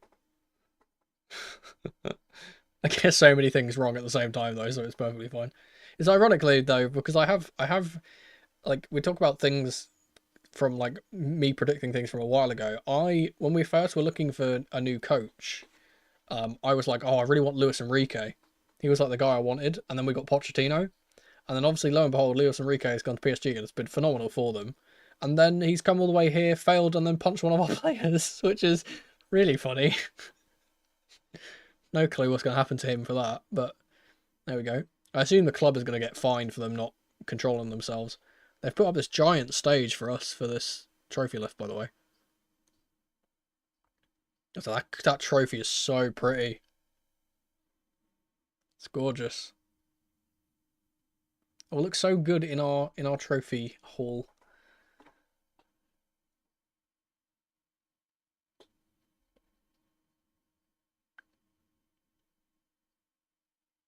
But yeah, no, and obviously, yeah. So I was like, oh, I really want Luis Enrique, and obviously he's done really well.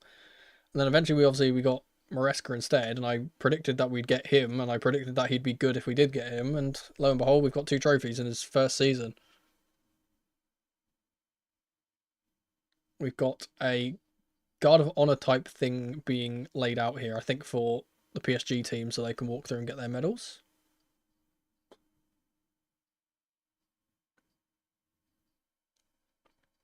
There's Willie, who's our mental coach, who's really transformed this team, to be fair, to his own right. He's been doing really well.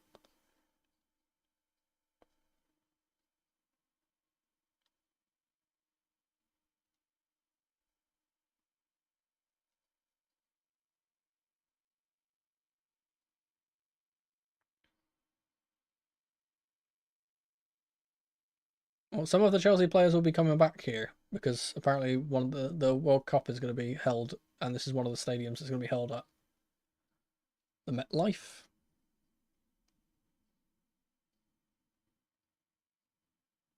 It's a bloody big stadium.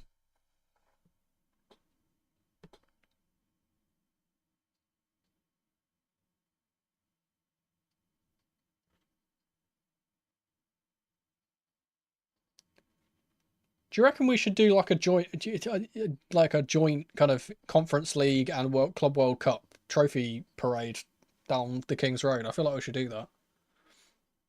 Get the buses out.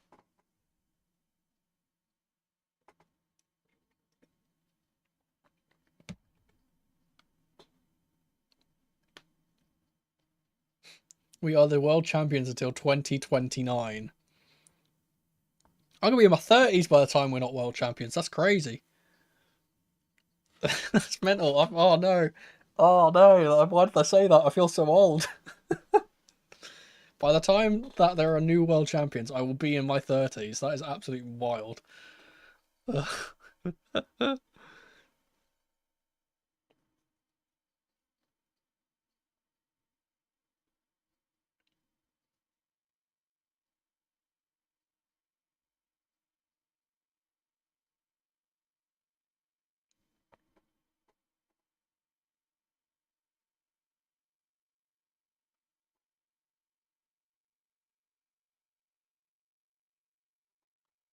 That's Kendry Paez is with our team, I think. I've just seen. Is that Kendry? He's talking to Caicedo, so I assume it is. Kendry's with us. I haven't seen Gittins. I assume he's with the club as well.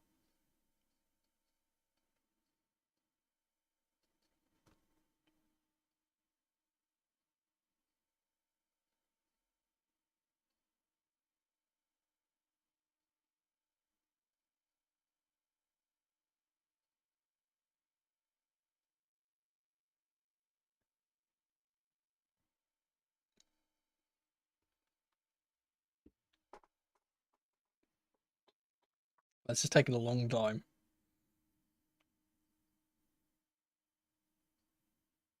Ah, it's someone with the exact Joe Cole shirt that I've got on my wall. That's crazy. Exact same one. Always had number 10s.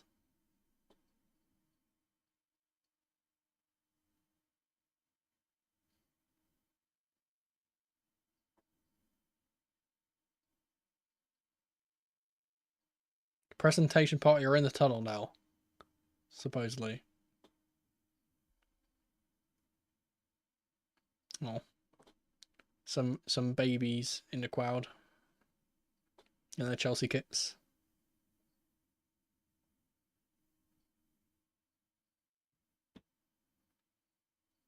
Oh, there's awards that are going to be handed out as well here.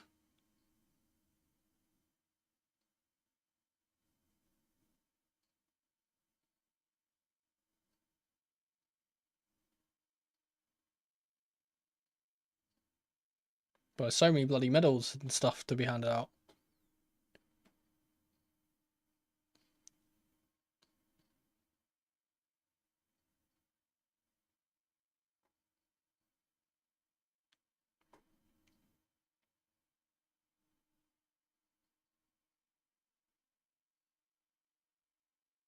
Freed from Desire is blasting out in the...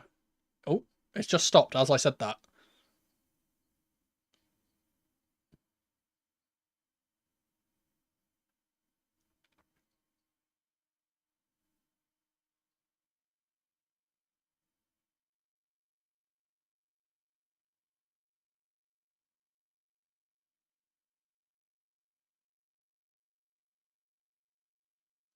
The president is on the pitch is all I'm going to say.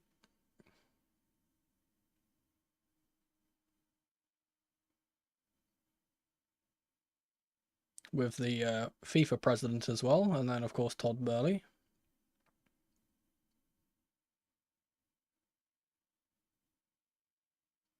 Oh, that's awkward. That's really awkward. So the president, as I said, is on the pitch. The cameraman's just cut to someone holding an American flag, not realizing it's an American and American Mexican half and half flag, and they've quickly cut away as soon as they've noticed.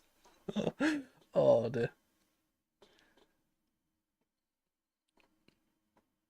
Do we qualify for the next what Club World Cup as defending champions? I don't know.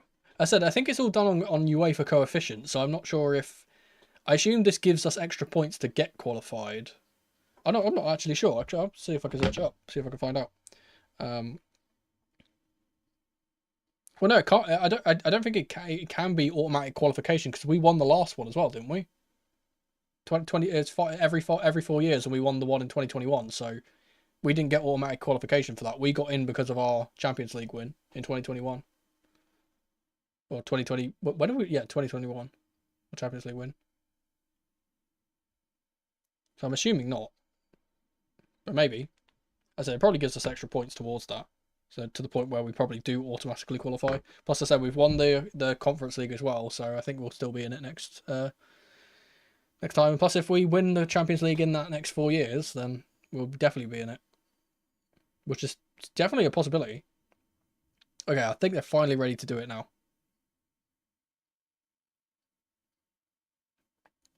Gonzalo Garcia is going to get the top goal scorer award. He's from the number 30 from Real Madrid. I don't know how many goals he got. I assume 4 or 5, something like that, maybe.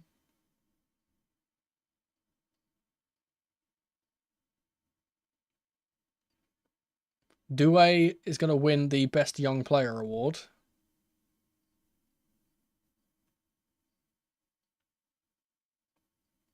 How old is Doué? He's like, what? I feel like he's like really, really young, right? He's like early 20s, late teens or something like that, isn't he? Consider he's putting Barkler on the bench is kind of mental.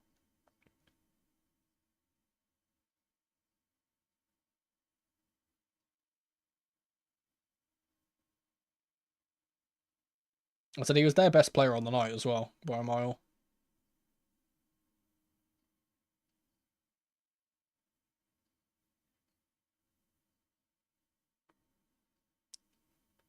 Sanchez has won the Golden Glove.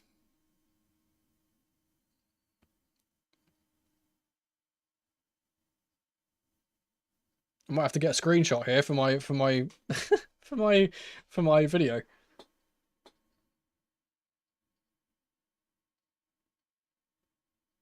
Goalkeeper of the tournament.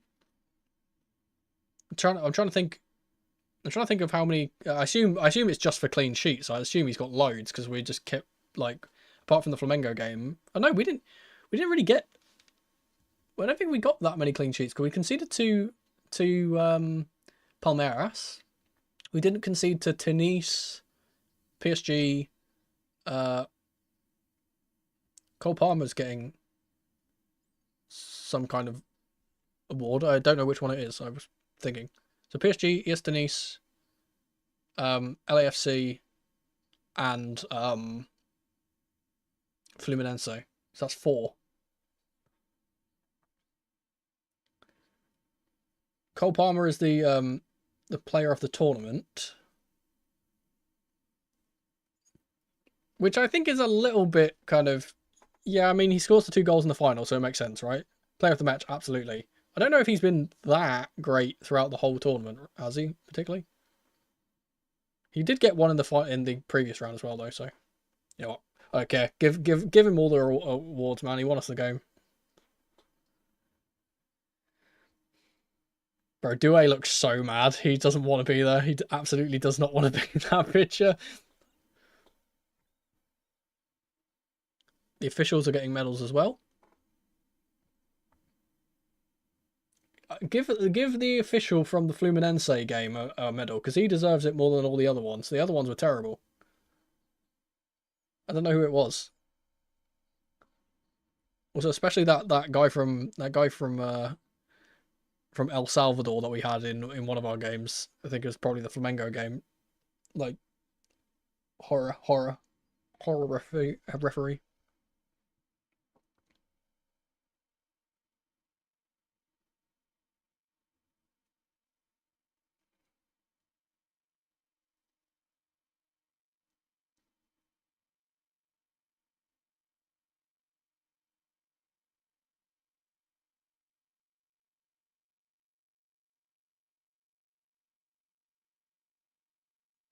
I will say there is a certain reaction to the president being centre stage on the pitch right now. That's all I'll say about that.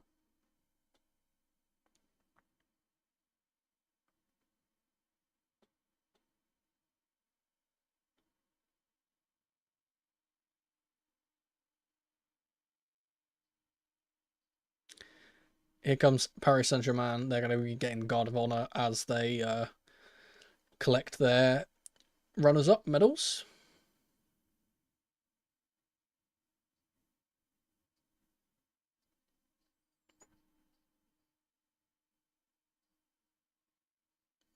It's never nice to get a runners-up medal, but they deserve to get medals.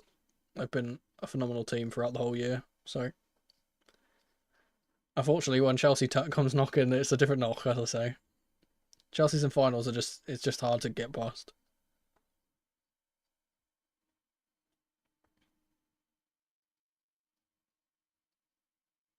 It's good to see that some of the people in the crowd are still, you know, happy despite them losing.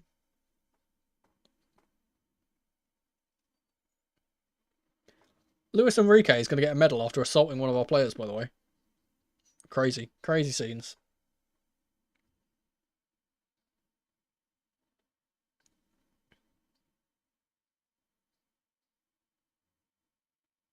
Another guy with the Mexican flag. I'm now at the point where I think the camera operators might be deliberately trying to point out all the Mexican flags in the crowd because that's about the 4th one that they've done now. It's a PSG fan from Mexico.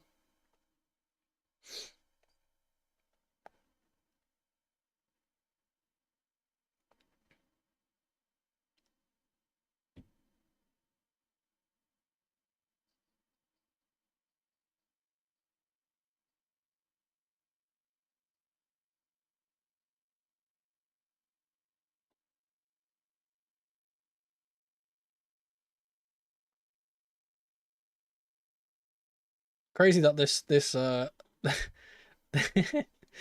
crazy that this team has lost 3 games. If we're including the 2 losses they lost in the league, they've lost 3 games, and 2 of them have been to Blue Co teams. That's crazy. They must hate our institution at this point. uh,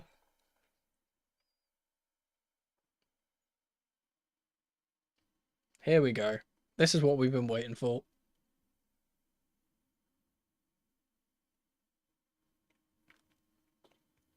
Who's going to step up first?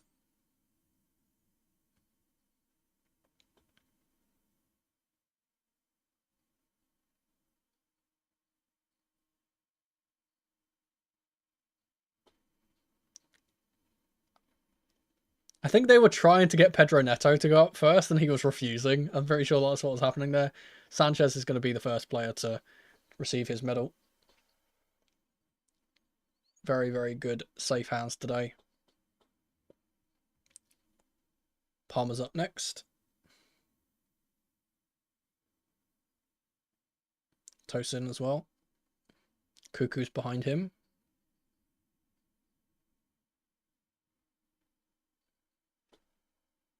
It's nice to see all of the players with their respective flags around them as well.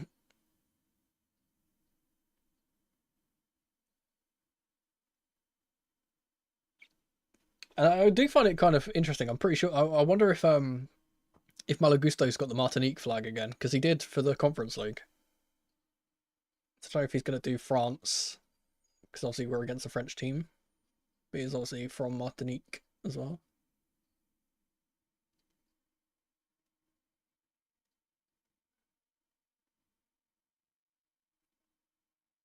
They've not done this very efficiently, and the line is being held up. There's so many. We've got so many bloody players. That's the meme, isn't it? That Chelsea have got too many players, so we keep buying people. We've got so many bloody players, though. We're holding up the line.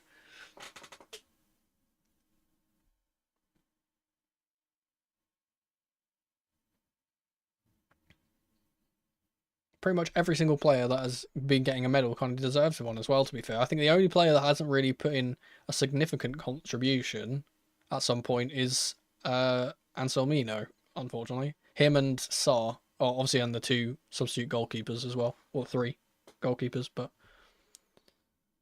every single player on that stage deserves it. I mean, they all have to train and stuff, so it's not the easiest thing in the world. I'm trying to find Gusto. Where's Gusto? I want to see if he's wearing the Martinique flag. Here comes Enzo Maresca to receive his medal.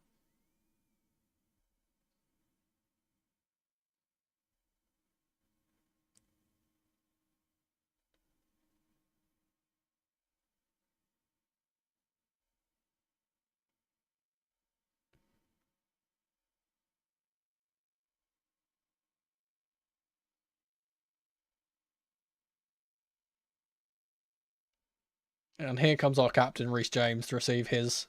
And after his performance today, he certainly deserves it, let's say that. And just incredible that he's been able to stay fit this long. Mental that he's been able to stay fit for as long as he has at this point.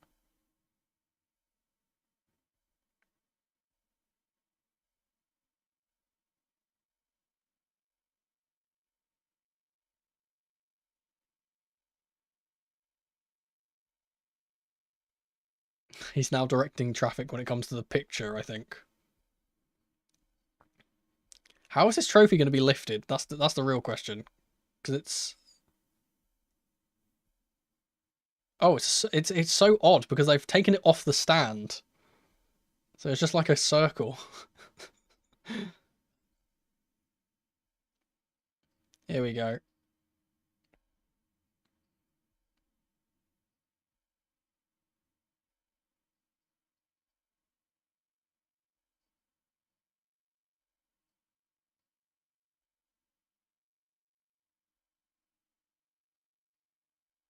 That's very interesting that that the FIFA president has very obviously tried to get Trump off of the stage, and he has refused and kind of stood there for the trophy picture. But there's the trophy lift. Chelsea are the Club World Cup Champions 2025. Here comes Robert Sanchez to lift it as high as possible because he's the tallest player. Well, give it to Penders. Someone give the... God, there we go. Palmer's going to get it. Give it to Penders. I want it to be as high in the sky as possible. Oh, and they've cut it off. Well, that will be the end of the stream. Thank you guys for hanging out as ever. It's been a very, very long one. If you haven't already, don't forget to leave a like on the stream. Don't forget to subscribe if you want to see more watch-alongs in the future, which I'm going to try and do. If you want to become a member, you can for 99 cents or pence or what have you. And of course, as it says below me, for cheap shirts, the links is down in the description as well. As I said, thank you guys for hanging out. It's been a good season. This is a final game of our season. It's been a bloody long one, and I'm going to take a rest finally. I feel like I've just been working non-stop for ages now at this point. So I appreciate you guys staying around and hanging out with me for this long. How long has the stream been? It's been 3 hours and 20 minutes. Bloody hell. Not my longest stream by a long shot, but for this channel it is. As I said, thank you guys for hanging out as ever. I'm going to go enjoy the rest of my evening. Hope you guys do the same thing. We're champions of the world.